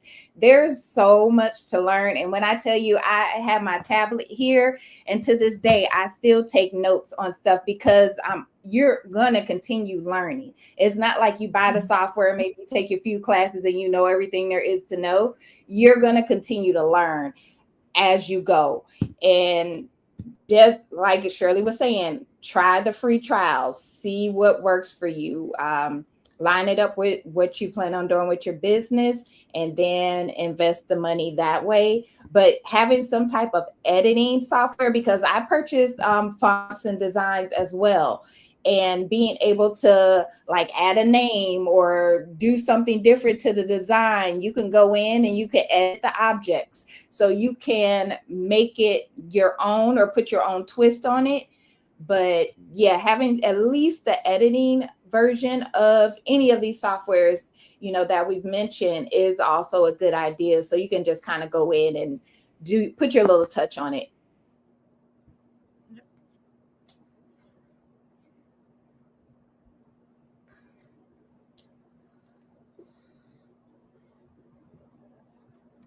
Okay.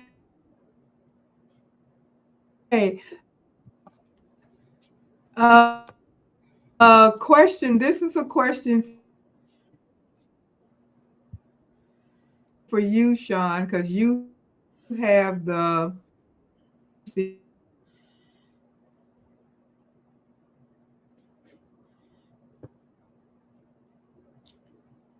The 15 needle. Did it freeze? I think Shirley froze on my end.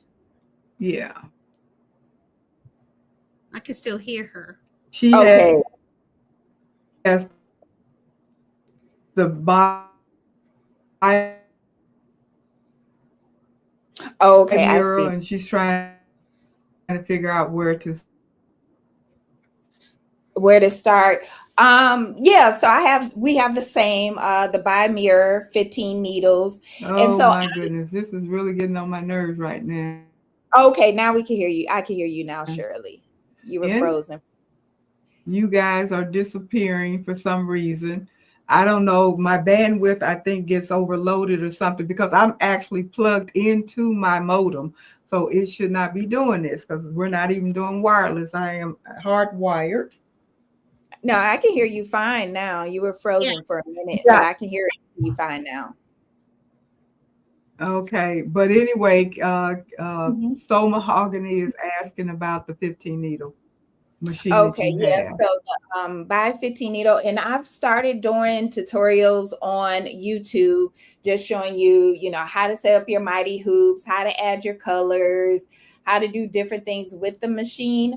But I also put information as well in my Facebook group, also All Things Craft, and I answer, you know, help answer questions and because I've had some people in the group also purchase a buy and they needed help. So check out my Facebook group or my YouTube channel, because I'm going to be adding more buy tutorials, giving more information about the machine itself. Okay, great. I'm scouring here to see if I have any more questions that I may have missed.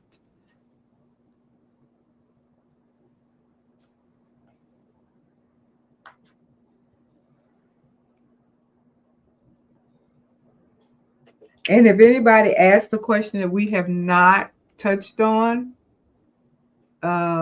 please put it in again, because I don't want to miss anybody. Yeah, Crystal, you say I'm breaking up. Yeah, it's an issue. I have no idea. I still have to do some research to try to figure out what is going on. And question for you, Sean. I know you switched out of Streamyard, and are you still using Restream? So I did log into StreamYard. So I'm on the free version of StreamYard, but I use Restream, but I was able to log in and then stream to my YouTube channel through StreamYard. So my question is, which of the two do you like to use all the time? Because I'm not sure why I'm having all the issues that I'm having with my live stream, and I am seriously considering switching from Streamyard. And I know a lot of people jumped ship back when they did that little funny thing with their pricing. Right. I was one of Yeah. them. I remember when you did it. I saw your video. That's why I knew you were on with Restream. I haven't jumped ship yet, but I'm seriously considering it. So you like it better or as well as you did StreamYard? Yeah, I would say it's pretty much the same when you're looking, you're in your studio space, pretty much everything's the same. You can set up everything, your background, you can post your comments on there. It's just cheaper. Where I was paying $49 for StreamYard, you were only able to pay 19 and get the same, features. But overall, I like Restream. I've been enjoying it when I do use it. And I can use it too when I do my one-on-ones, which I really like because I can also record it and then send that recording right after. Okay, good. Visionary, let me see if your question will come up. Yeah, Visionary Creation. Do any of you quilt on your embroidery machine? I guess the first question would be, does any of us quilt? Nope, I make binky blankets, but I'm not a quilter Well, at all. I just said no. Well, I have done. And I know, Jeanette, you say you've done what? I have done some because you could buy the files. There's a lot of rehooping in that process and stuff. Because now I started to quilt, I kind of like it because all you have to do is just buy the file and then just hoop the quilt. And then you just got to rehoop it. The trick is to get everything aligned and stuff. And I know at the Sewing and Quilt Expo, I'm actually signed up for one of the classes because I want to see, some of the tips and tricks that they teach about quilting on an embroidery machine. Because a neighbor of mine has a long arm, but I don't want to spend $30,000 on a long arm. So are you? Not doing that. You actually can get a smaller version. But anyway, are you edge to edging or are you quilt blocking? I'm quilt blocking. Jeanette. You're quilt blocking, okay. Because I not doing it pardon? Edge to edge. I want to try it. Okay. That's where first of all, I don't consider myself a quilter. I have made 2 quilts. Have been happy with the results because I had never done a quilt before in my life. And I kept fighting it. But those people that have been following me know that I also have a group called the Social Society Crew, and we meet every Wednesday via Zoom. And so we're doing all of this that we're doing tonight, but it can be up to 10 or 12 of us at a time. And we do projects and everything together. And then we do a reveal once we've completed the project. And we have made a couple of quilted items. And we've also done a quilt because some of us in the group are not quilters and some of us in the group are quilters. And I resisted it for the longest. And then I broke down and decided I was going to go ahead and do a little small quilt. I think my quilt is like 40 by 40 inches or something like that. And I was so proud of myself that I finished it. I didn't actually do the edge to edge. I tried. I didn't do it right, but I managed to quilt it on my machine. The second quilt that I made, I didn't want to mess it up, so I quilted it on my sewing machine, and I just kind of did the diagonals going in 2 directions. You do the diagonal all across one side, and then you turn into the diagonal on the other side because that was easy.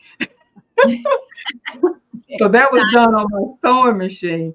But I do want to learn how to do edge to edge, and we are going to most likely be doing some more quilts And I know I'm going to do a rag quilt.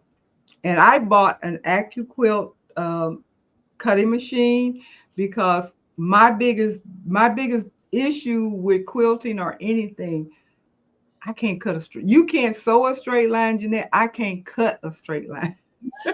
My neighbor got the AccuQuilt cutting machine as well, but those are pricey. They are pricey, but for me, it was worth the money because I was so happy when I could cut out some squares and they were squares and everything was the right size. And you have to have your squares or whatever your shape is the right size in order Correct. to get that 1/4 inch in there and Yeah. make those points. And I was tickled pink that my points were on point. You hear me? My point was on point. And so that's the whole process of quilting. If you don't get those points together, I mean, it's still a quilt, but you ain't gonna be sticking your chest out. Did you get the electric one or did you get the one that you crank? I got the one that you crank because I didn't go. I got the Go. I didn't get the Go Big. The Go Big is the electric one. That's Yeah. the most priciest one. That's- And then the little bitty one. I didn't want the little bitty one, so I got the regular in the middle one. And it's still pricey, but for me, it was worth the price. The dyes are pricey as well. Yes. But I haven't bought a whole ton of dyes, don't plan on, because I'm not planning on doing a whole bunch of quilting and stuff. But what I have will suit me for what it is that I want to do, because I want to make some quilts for my kids, just to say I made a quilt, which is something that Leslie is probably laughing at me because I told him I wasn't going to ever quilt. And I lied because I did. So this is what you've been on my Wednesday night, Jeanette. You know how we act. I know. But We see, cut up. I'm going to stick to my rotary cutter. If the points don't go together, it's okay. It was made with love, okay? It is an investment, but I tell you, well, see, you have invested in all those machines. I haven't invested in all those machines. I only have one machine, so I got a little money where I can get the AccuQuilt cutting machine. If I had a ton of machines, yes, I would, because I'd be making more money, wouldn't I? They do. But anyway. And Jenny says she's currently, which she is currently embroidering on a quilt. And I know girl, I can't say enough about Robin. Robin does her quilting on her sewing machine, and it is beautiful. She makes big, huge quilts on her sewing machine. So she puts us all to shame, but she's been quilting ever since she was a little child. Does she use a template on the sewing machine? Because I saw they No, she's learning how to. She's on here. She can tell you, but free arm. She just does the free arm. She's learning how to do the free motion. She's learning how to do free motion, but she still does. She gets the lines and the diagonals and all that kind of stuff, and she tears it up. When she gets done with her quilt, it is absolutely gorgeous. So the ladies that are in my Wednesday night Zoom, there's at least three of them, maybe four, that are very good at quilting, and they look really, really good. But I know. Deborah, she has done edge to edge on her luminaire. She has a luminaire. She has done edge to edge on her luminaire. And who else has done? Robin, you're on here. Help me out. Who else has done edge to edge on their machines? Because I can't remember. And she says, thank you guys. I love to make quilts. That's Robin's Quilt Basket. She makes beautiful quilts. And Danielle, bless her heart, Danielle will come 2 days before we supposed to do the reveal and come up with a great big old quilt already cut out, stitched together. She does beautiful quilts too. Oh my goodness. Work. Oh. I look up, the reveal is on such and such a day. Yeah, I know, I got you. And next thing you know, here she come with this big, beautiful quilt she has put together in 2 days, and this has taken us 3 weeks, and we ain't got nothing done. But yeah, it's several ladies. But we're not. She does a lot. I'm not a quilter. Me neither. But I'm trying to learn how to quilt, and that kind of goes back to what Sean was saying when she first did her introduction. Oh, Robert said Deborah, Val, and somebody else did the edge to edge. I thought Robin, but I know they did. But anyway, I did a little sewing years and years ago, so I'm trying to relearn how to sew, because when you either you use it or you lose it. I used to make clothes that I wore, and I made clothes for other people. Not to say I was a tailor. I went strictly by a pattern and all of that kind of stuff, but I knew how to get the straight lines together, put things together, and make it look nice and wearable. But I got away from that years and years ago, so now I'm trying to relearn all of that. And trust me, if you don't use it, you lose it. I can sew a straight line, but anyway, I'm still relearning that.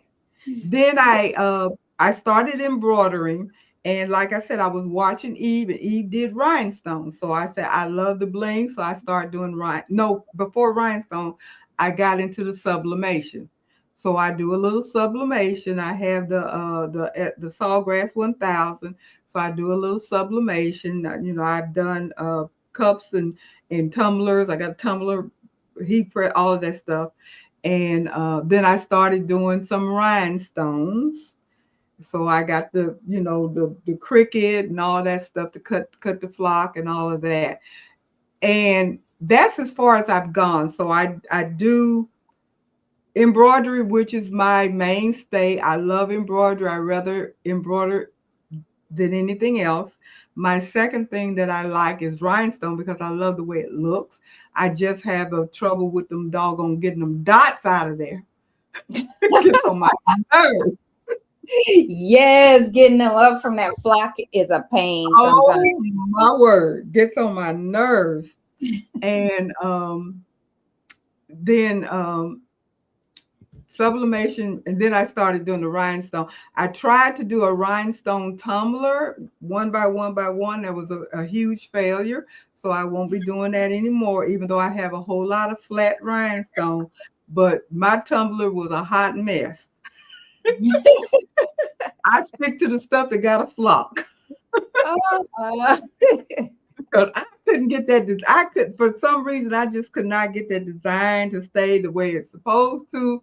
When you're putting them on the cup and stuff, it looks pretty and everything. But if you're not doing it correctly and getting everything lined up, then it looks a hot mess. So I do have some sublimation rhinestone templates on my Creative Fabrica page.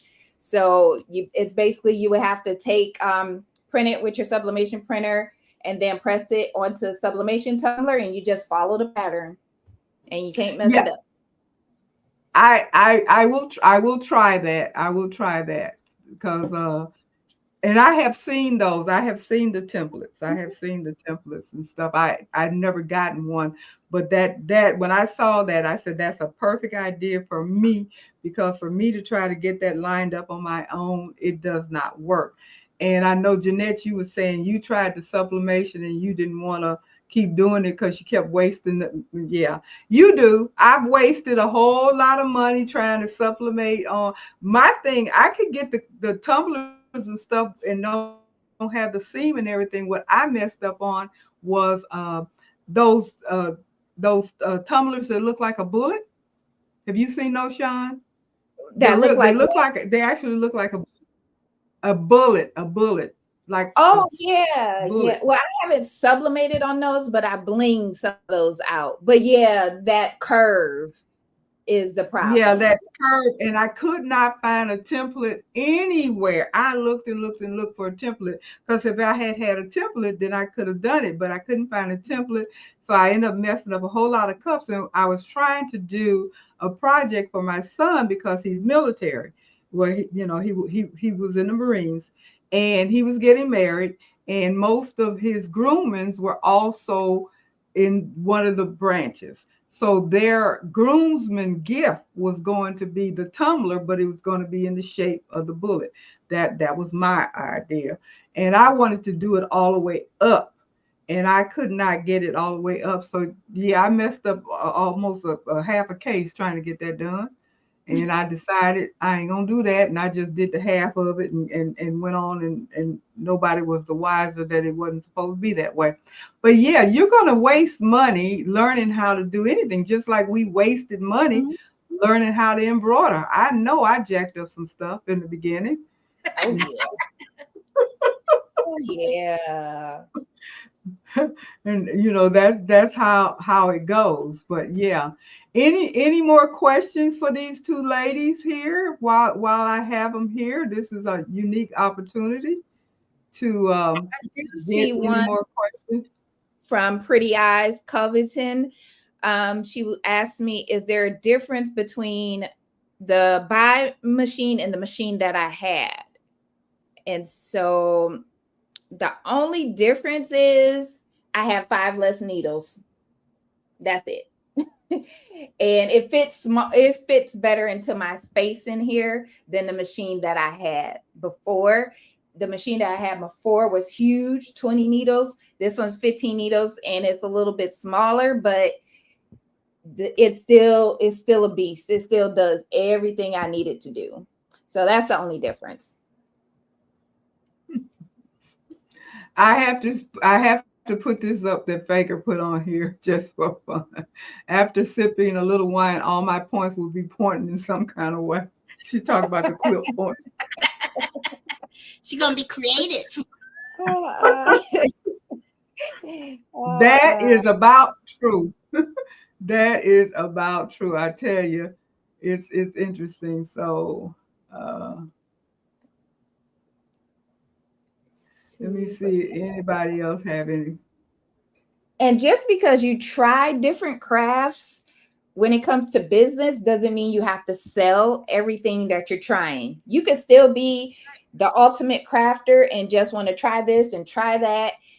That doesn't have to affect your business. That doesn't mean you have to sell it or anything like that. So don't feel like, okay, if I'm trying this now, I have to sell it. That's not necessarily true, because I got all kind of machines in here, and half of them I don't even use sometimes. And that, because even though we do try to make some money off of our skill, because it is a skill, you learn it. The more you do it, that's part of your practice. You get better, your confidence grow, and it is a skill. And so you can sell your product as long as you price it correctly. But we're still crafters. So that curiosity is there. And especially if it's something that is pretty or interesting to you, oftentimes you'll give it a try. I haven't tried everything. Again, back to Eve, she went she started doing the direct to garment, the DTF, the resin. She did, and I said, stop, Tam, out. I can't keep up, and I just stopped. I stopped at embroidery, rhinestone sublimation, and I didn't try to do anything else because 1, I didn't have room for stuff. 2, I couldn't afford all that stuff, and number 3, I wasn't interested in all that stuff. It's, I don't want to be a jack of all trades and a master of none. I want to master what I really love, and what I really love is embroidery. So I will try practically any type of project that is involving embroidery, because I want to learn how to do different things. That's how I started watching Sean, how I started watching Jeanette, watching them do things, and other people that I have watched. And of course, people have watched me, because I try to, when I learn something, I put it on and show other people, because like I said, there's not a lot of people that have videos out showing how to do things on a 10 needle machine or a multi needle machine. There are more tutorials out there for single needle machines. And there are people that started watching me simply because I was doing it on a multi needle machine. And there is a difference. If you look at a tutorial, I was doing a project that will be revealed next Tuesday, and it was done on a single needle machine. When they tell me go to the top or to the bottom, whatever, I have to figure out your top is my left or my right or whatever, because the orientation is different. My orientation is horizontal, whereas their orientation is vertical. So I got to figure that out. So when you're looking at a tutorial of something that is being done on a single needle machine, but you only have a multi-needle machine, but you still want to do that particular project, then you need to figure out how to do that. And that's part of why I do the tutorials that I do, because I want to show you how to do it on a multi-needle machine. If that's the only machine you have. I do have a single needle. I still have my SE 1900. But again, it's too little. I don't like that 5x7 ain't big enough for me. I want something bigger. And so I spend most of my my time on the 10 needle. And Visionary said, yes, please watch my channel. I do have a lot. This is Visionary. I do have quite a few tutorials on there using my brother 10 needle machine. Matter of fact, all the tutorials that I have are done with my 10 needle machine. I've not done any tutorials using the single needle machine. I do have at least one, I believe, using a serger. And I'm not a serger pro, but I do have a serger as well. So I have done some serging too.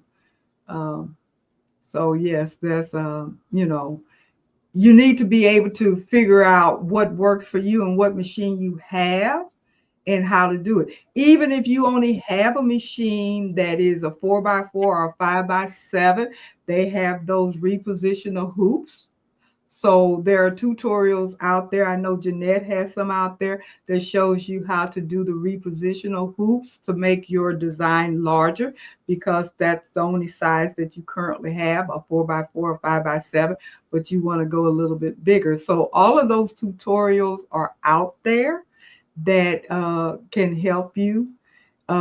Elizabeth Ingo, you said you were just watching Jeanette, one of her older video, and she used her repositional hoop, the 5x12.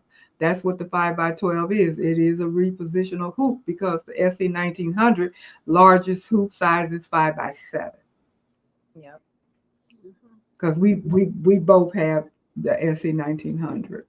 And I can say a couple of my videos, some of my highest viewed videos, are on my brother machine making a patch on a single needle. Those videos tend to get a lot of views for the single needle, especially the repositional hoop too. And thank you, Faker, for saying, don't forget to like and subscribe to all of us. All three of us have channels. Like and subscribe to all of us. If you aren't on Sean or Jeanette's channel, subscribe to her. Also, don't forget to subscribe to me. I'm trying to get up there with them. I videos and stuff out there and get a little bit more busy. But I do enjoy watching other people, because that's how you learn.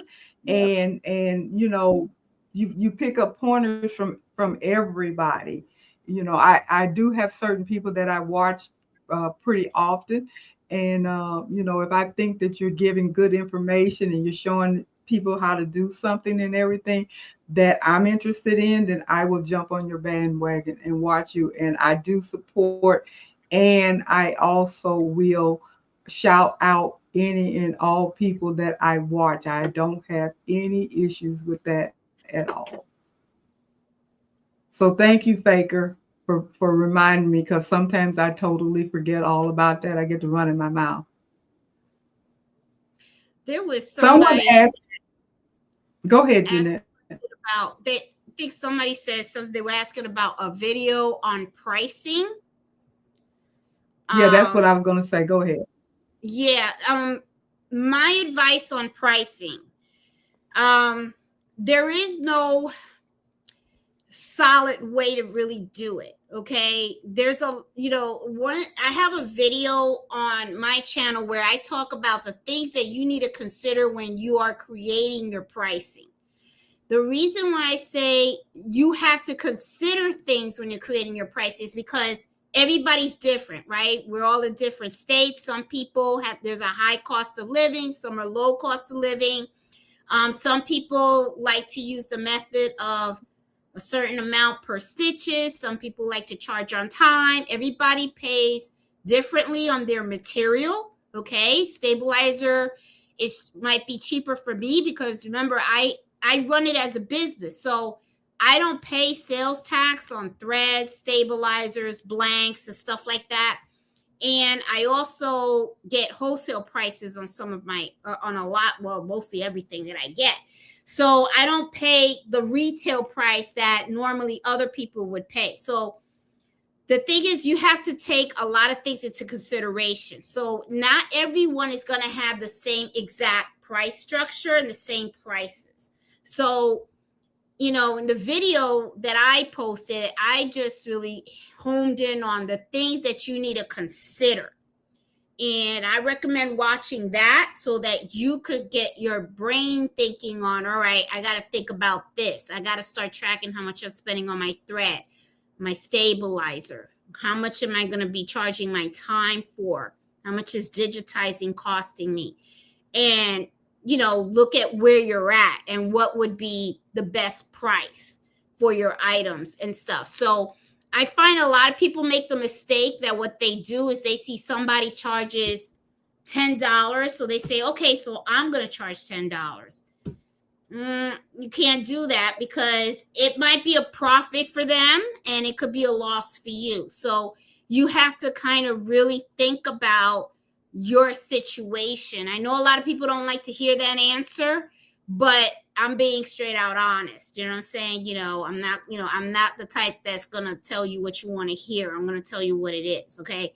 Because I know for me, I'm running a business and this is not a hobby. It started that way, but I got to pay for my electricity and all that kind of stuff and everything. So, I can't mess around and, just lower prices and stuff like that and do things for free.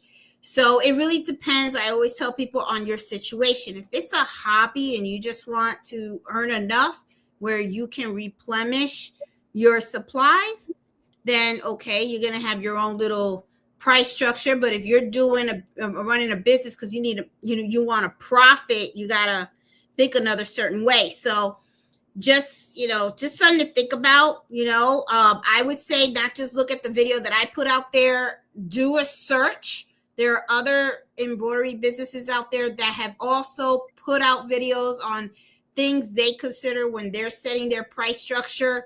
I think you need to really just do your homework and see what method works best for you. So Yes. I want to add to that. 2 weeks ago, I mentioned to you that this is a series. It's a 6-part series, and this is the 4th part. The second one that I did was 2 weeks ago. I believe it was on the 9th, and it's pricing without fear, how to value your embroidery work fairly.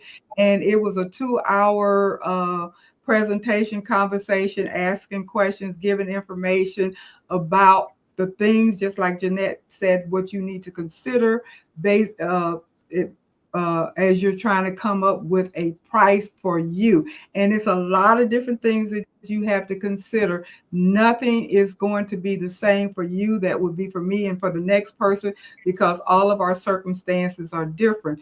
And someone asked a question about Jeanette saying she doesn't have to pay taxes and all of that wholesale. No, you do not have to have an LLC.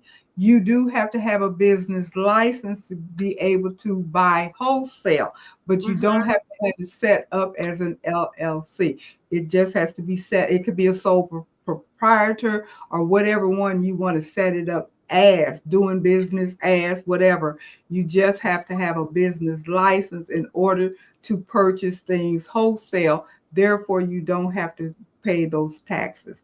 So, However, You might have to have a reseller permit or a sales tax permit, depending on the state that you're in. Because when I go over to California to buy stuff downtown, a lot of the vendors initially, I had to show them that I had a reseller's permit to even buy wholesale. Right. And the other thing also is when I am charging for my services, I collect sales tax. So I don't pay sales tax on the things that I buy for the business. But when I am selling, I have to charge sales tax. And that sales tax that I collect, I have to pay to the state of Virginia. Exactly. Every month. So when she says she doesn't have to pay taxes, don't mean she don't have to pay taxes. Yeah, Uncle Sam. We're not saying that on camera. Uncle Sam's gonna get his cut, okay? For sure. So don't run out there and get an LLC thinking you ain't got to pay no taxes. Exactly. No, that ain't the thing. Otherwise, you're gonna be getting a letter from your uncle. Right. That's right. So yeah, you can't make it in this world and not have to pay some tax. Yeah. You just don't have to pay taxes on your wholesale items that you purchase for your to sell. But then you got to turn around and pay taxes on your earnings. Make sure you get a good accountant also. If you don't know how to run a business, you're confused about whether you should get LLC, how to get your business license, all that stuff. You work with an accountant, they will steer you the right way. You got to make sure you have your records straight. I actually had to hire somebody. I try to do it myself. It's a lot of work. It's a lot of paperwork and stuff. So I actually have an employee that runs my books for me. You don't want to mess around because if you get audited, you got to make sure you have your receipts that you can show your expenses and everything. So yeah, you don't want to mess around with that. So take all of that into consideration if you are indeed thinking about having a business or anything like that, because it's not just simply saying I got a business and you start selling stuff and everything and making all kinds of money and you're not doing it the legal way.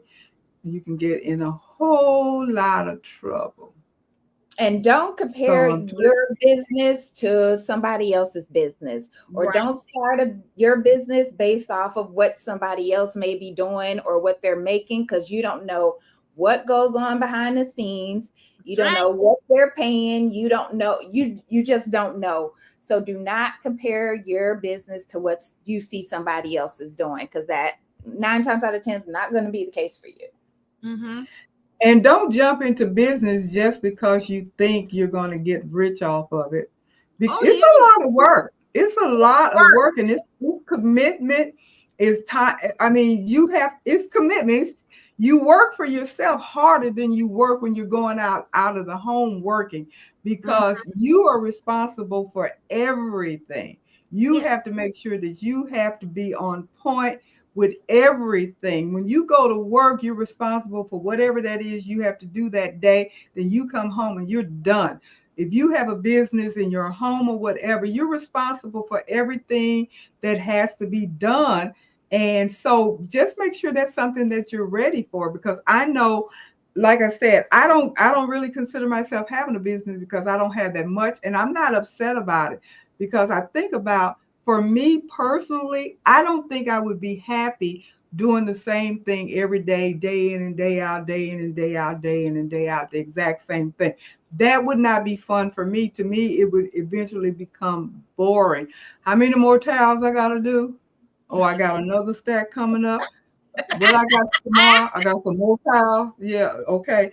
And what, they blue towels today, right? Where, no, that would not be fun for me. I like to learn and I like to do different things and stuff like that. So I enjoy my little one-ons here and one-ons there and stuff, because I'm doing something different all the time.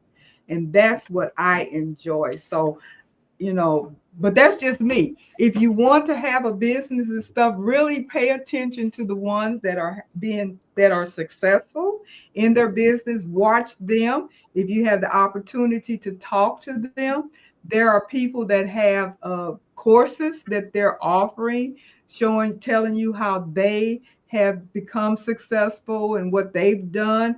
I mean, you can choose to take their courses. Most of the people that I know a couple of them, they do have a fee, and you know, but they do offer you information. It's up to you if you want to take those courses and stuff.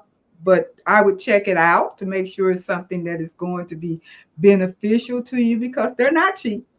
They're not cheap. But these people are business people too, and that's just part of what they do, that they have added to their business structure. So, but And there is information out there. Savvy Designs, get business insurance as well. Oh yeah, I have business Yeah. insurance as well. You, if somebody falls in your house or something like that, or somebody tries to sue you for copyright or something like that, yes, there's a lot that is involved in owning a business. Really is. So it's like, if you don't know, you got to make sure you get with an accountant, and you know, join some that I always like doing is join groups. Sometimes they have like business owners of different businesses that meet together, and they feed off of each other and help each other out and stuff like that. Join groups like that. Go to a community college, get you know, take a course on how to start your own business and stuff like that. So, you know, but there's a lot that's involved. You're involved, you know, you got to market yourself, you got to advertise your business, you got to make sure you know, you have your, you know, like your business license and stuff. You got to make sure you have a business account. Okay, you can't mingle business money with personal money. That's got to be separate. Can't have it together, you know. So there's a lot of things that are involved in owning a business. So, you know, you got to make sure that yes, small business groups in your local area, correct, join them. You be surprised, people love helping other people. Mm-hmm. And if you run into somebody that don't want to help you, so what? Don't talk to them. Right. And do not start a business based off of trends or just the holidays alone. Correct. I've seen people that start business, especially around this time of the year, and then January until, you know, who knows, whenever they're like, okay, I'm not getting any sales because all your products are just holiday based. So Right. don't start your business based off of trends or holidays. You would be going on a roller coaster every few months. Yeah, and you know, There- and since you mentioned trends, the other thing too is sometimes what happens, I find that people they do something because they see is somebody else is doing it and it's working out for them and stuff like that. That's just a moment thing, you know what I'm saying? Yeah. So, you know, you got to be creative all the time. You always got to think ahead about what's your next step and all that kind of stuff and everything. If you're riding on somebody's coattails, you ain't gonna make it. Not at all. Yeah, I mean, it's competitive, and it's a lot to think about when you want to actually, you know, start a business, and go slow. If you're new and you're just learning, like Jeanette has always said on her channel, make sure your skills are on point. Make sure your skills are on point, because that's your reputation. If you sell something to somebody and it ain't no good, your business is already doomed right there. So make sure you know. And I know a lot of people say, I don't think I sew good enough to or embroider good enough to sell. It's practice, practice, practice, because none of us did it good enough to sell when we first started. Right. But you got to keep practicing. You have to keep watching tutorials and read and pick people that you feel are successful.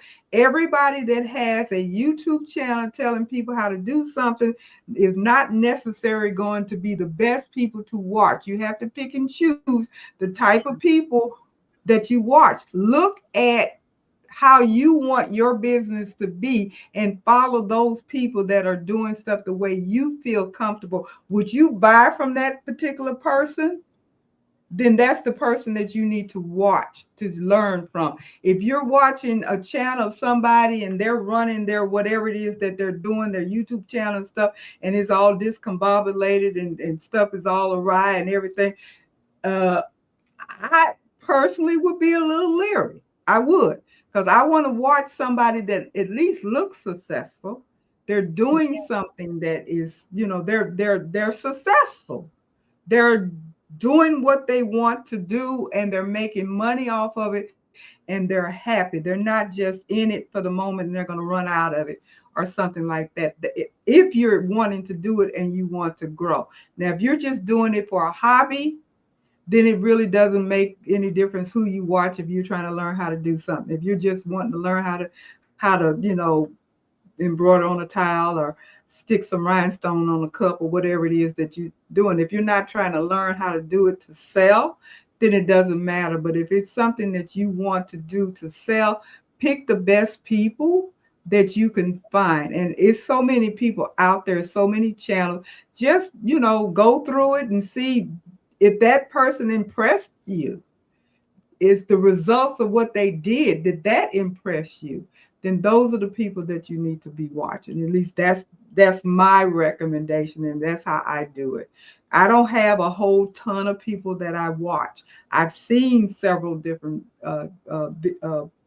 content creators and stuff, but I don't watch a whole ton of them. I have my set people that I really pay attention to and listen to, and people that I consider to be experts in the field and what have you.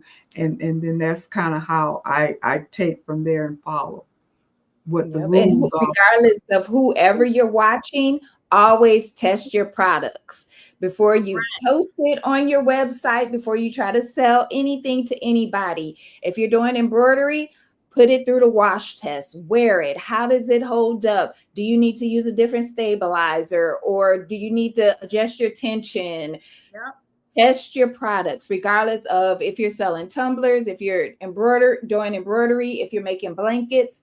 Test those products before you put them on your website, because once you get those products in a customer's hand and something happens, that's going to be a bad look on you and your business. Yep. And make sure you ask those customers how they're going to use those products too, and make sure that you talk to them how they're supposed to care for embroidery.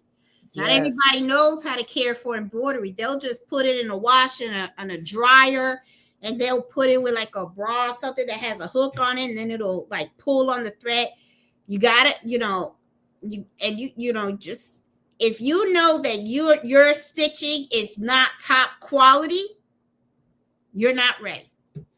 You're not ready. And that goes for your rhinestone products as well. Your rhinestone, because I do rhinestone shirts too, and it goes for your rhinestone. You need to let them know how to care for those things as well.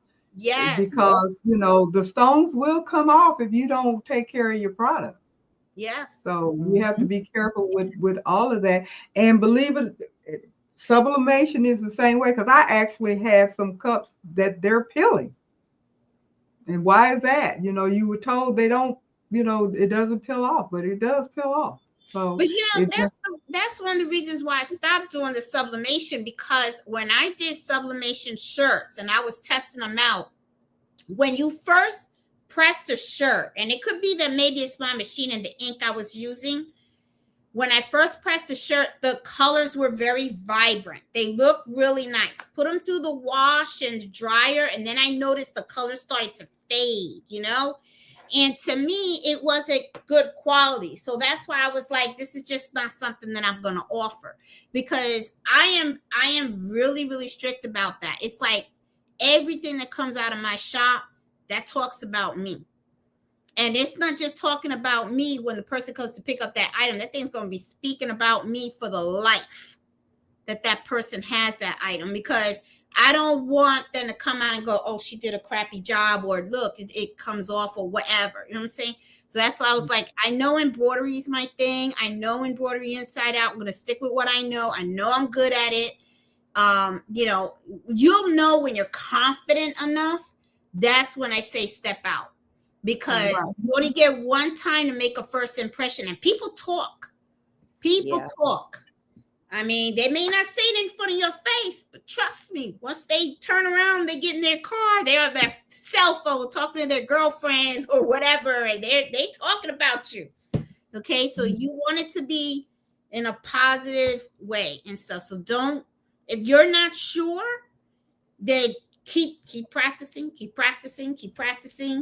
and don't be I mean, to me, I say there's two types of embroiderers. There's the folks that just like to do one type of embroidery. They just want to do a shirt and they just want to put a name on it or whatever, and that's fine. But when you get into custom embroidery, where you got to work with customers and they have different logos and you have digitizing, and then you're getting into different weight threads and different needle sizes and all that kind of stuff, that's where your expertise really got to be sharp, because no two projects that go through your door are going to be the same. None. Okay. So you got to know what you're doing. You got to know what stabilizers, what fabrics you're working on and all that kind of stuff. You got to test stitch and everything, because at the end of the day, once they pay you that money and they come to pick up that order, you got to make sure that stuff looks sharp. And have some type of waiver. If somebody's dropping off an item for you to embroider on, let them know you cannot guarantee, because you're not purchasing that item wholesale to embroider on, because the blanks that you normally use, the items you normally purchase, and the quality of them. So make sure you have some type of waiver or form that they have to sign, letting them know that, hey, I can't guarantee this because I'm not supplying this particular item. I'm just putting embroidery or whatever you're doing on it. So that way, if something happens down the line, like, hey, you signed a waiver, you brought the item to me, you didn't want to use my shirt, you wanted to use yours, and that's the end result. But always have your policies, waivers, even if you have order forms or whatever, always have that stuff in place so it doesn't come back to bite you later on. And you don't have to take every order that comes through your door. I mean, there have been lots of times where I tell a customer, nope, not touching that. I had a lady come with a Louis Vuitton. I said, oh, no. No. That's a mistake. Yeah, she wanted her initials on the Louis Vuitton. I asked, I said, why would you do that? That devalues the bag. Exactly. You can't resell it, or even if you could have got a fake one and let you put the initial on that one.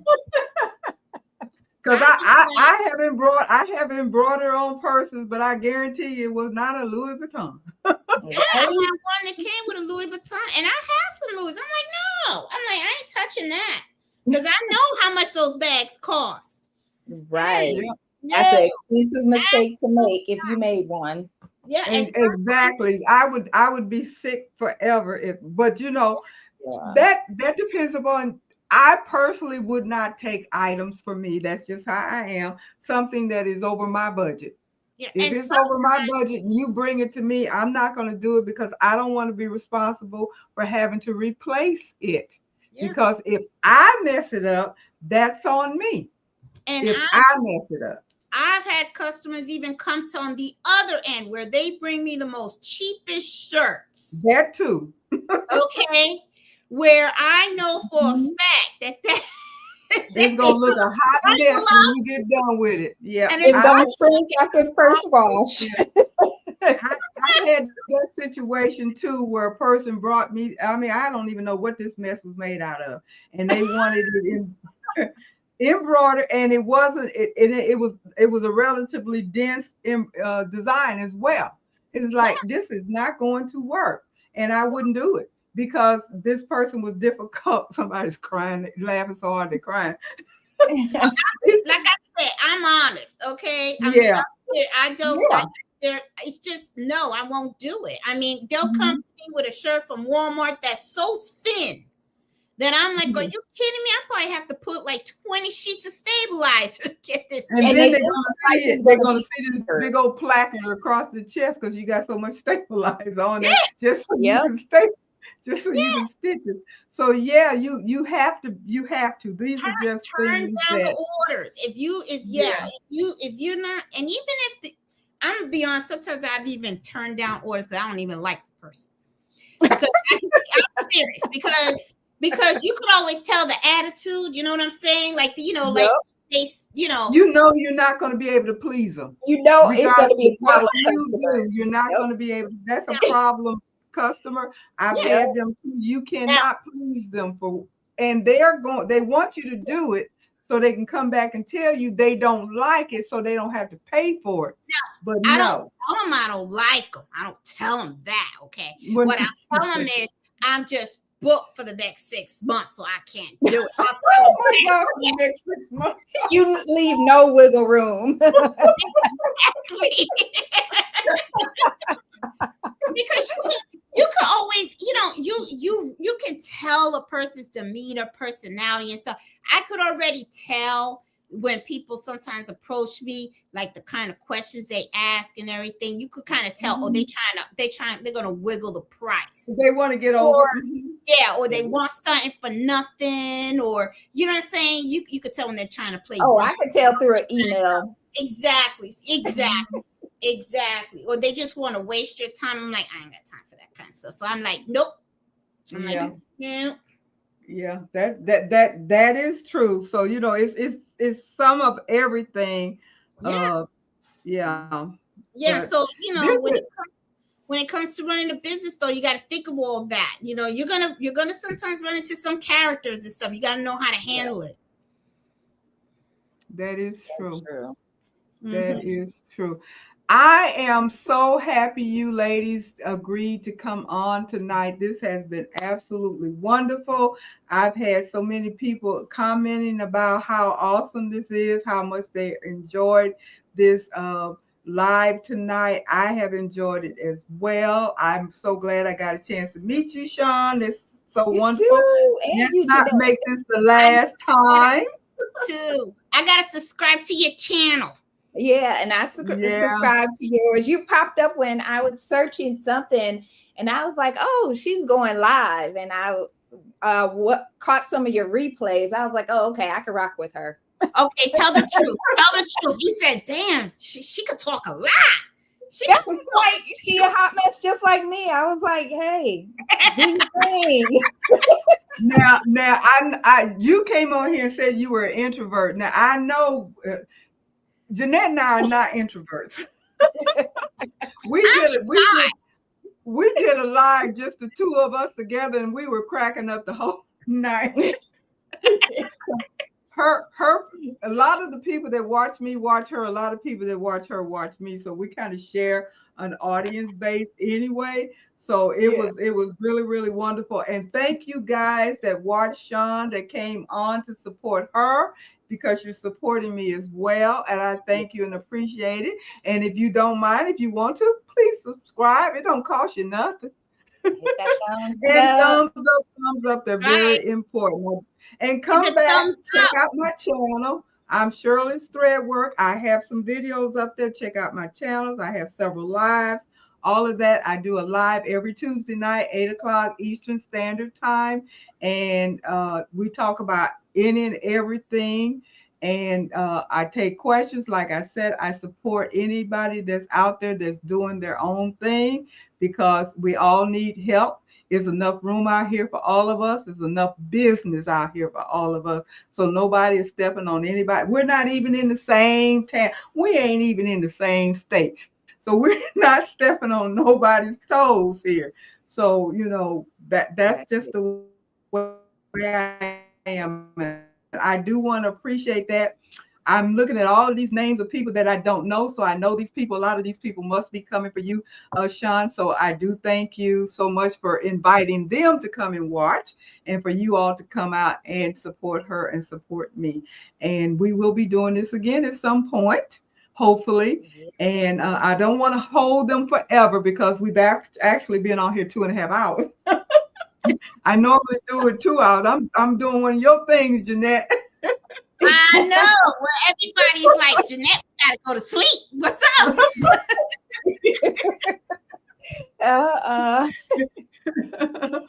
Well, it's So still only 7:30 here, so I'm good. It's still early on my end. Oh, yeah. You said you came from the Midwest, Sean. We're in the Midwest. Yeah, I'm originally from Wisconsin. I live in Las Vegas now. Oh, okay. And I was in Las Vegas. I talked to her. What was that? That was Sunday. I talked to her on Sunday. Yeah. And I said, well, I'm in Las Vegas. She said, I wish I had known that I'm in Las Vegas. She lives in Las Vegas.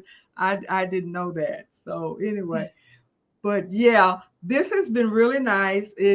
I'm happy with the way things turned out. I think we presented a lot of good information. People are saying they enjoy it. They got good stuff out of it. Somebody wanted us to do this all the time. We ain't doing it all the time. We have our own channel. But you will see us in each other's chats and stuff like that, supporting each other. Exactly. We do support each other. So again, I don't see a lot of my social society people, but Leslie, you're on here. Robin, you're on here. Val, you were on here if you're still here. Becky, I'm canceling tomorrow night because I'm leaving Thursday. And I got to pack. I just got home from Vegas last night. Had to get up and go to work this morning. I got to go to work in the morning. And then Thursday, I'm flying out to New Orleans. Okay, I want to be like busy. You when I grow up. Child. I guess I'll wait until I got old as dirt to side out. I used to fly around a lot, and I haven't done it in a while. But this is a little bit much. But right now, for these 2 weeks, I've been busy. So I decided, and I'm going to text all of you guys. Robin, spread the word for me. You're on here. Leslie, you're on here as well. Spread the word. I'm going to send out a text, but we're not going to meet tomorrow night. And keep in mind and remember, the reveal is next Tuesday. The reveal is next Tuesday. You guys come back. We will be showing you next Tuesday what we did, what the Social Society crew made and everything. Is going to be next Tuesday. I'll put that information up. And our topic for next week will be marketing made simple, how to get your embroidery seen. That's next Tuesday's presentation. And with that in mind, I'm going to go ahead and say good night to everybody. Thank you so much for coming on. Thank you, Sean. Thank you, Jeanette. Let's do this again. Have a wonderful time. And all of you have a wonderfully blessed rest of your week. And all of y'all come back next week. Come back on here. Good night, everybody. I will talk to you guys later. Bye. Good night. Bye. Bye.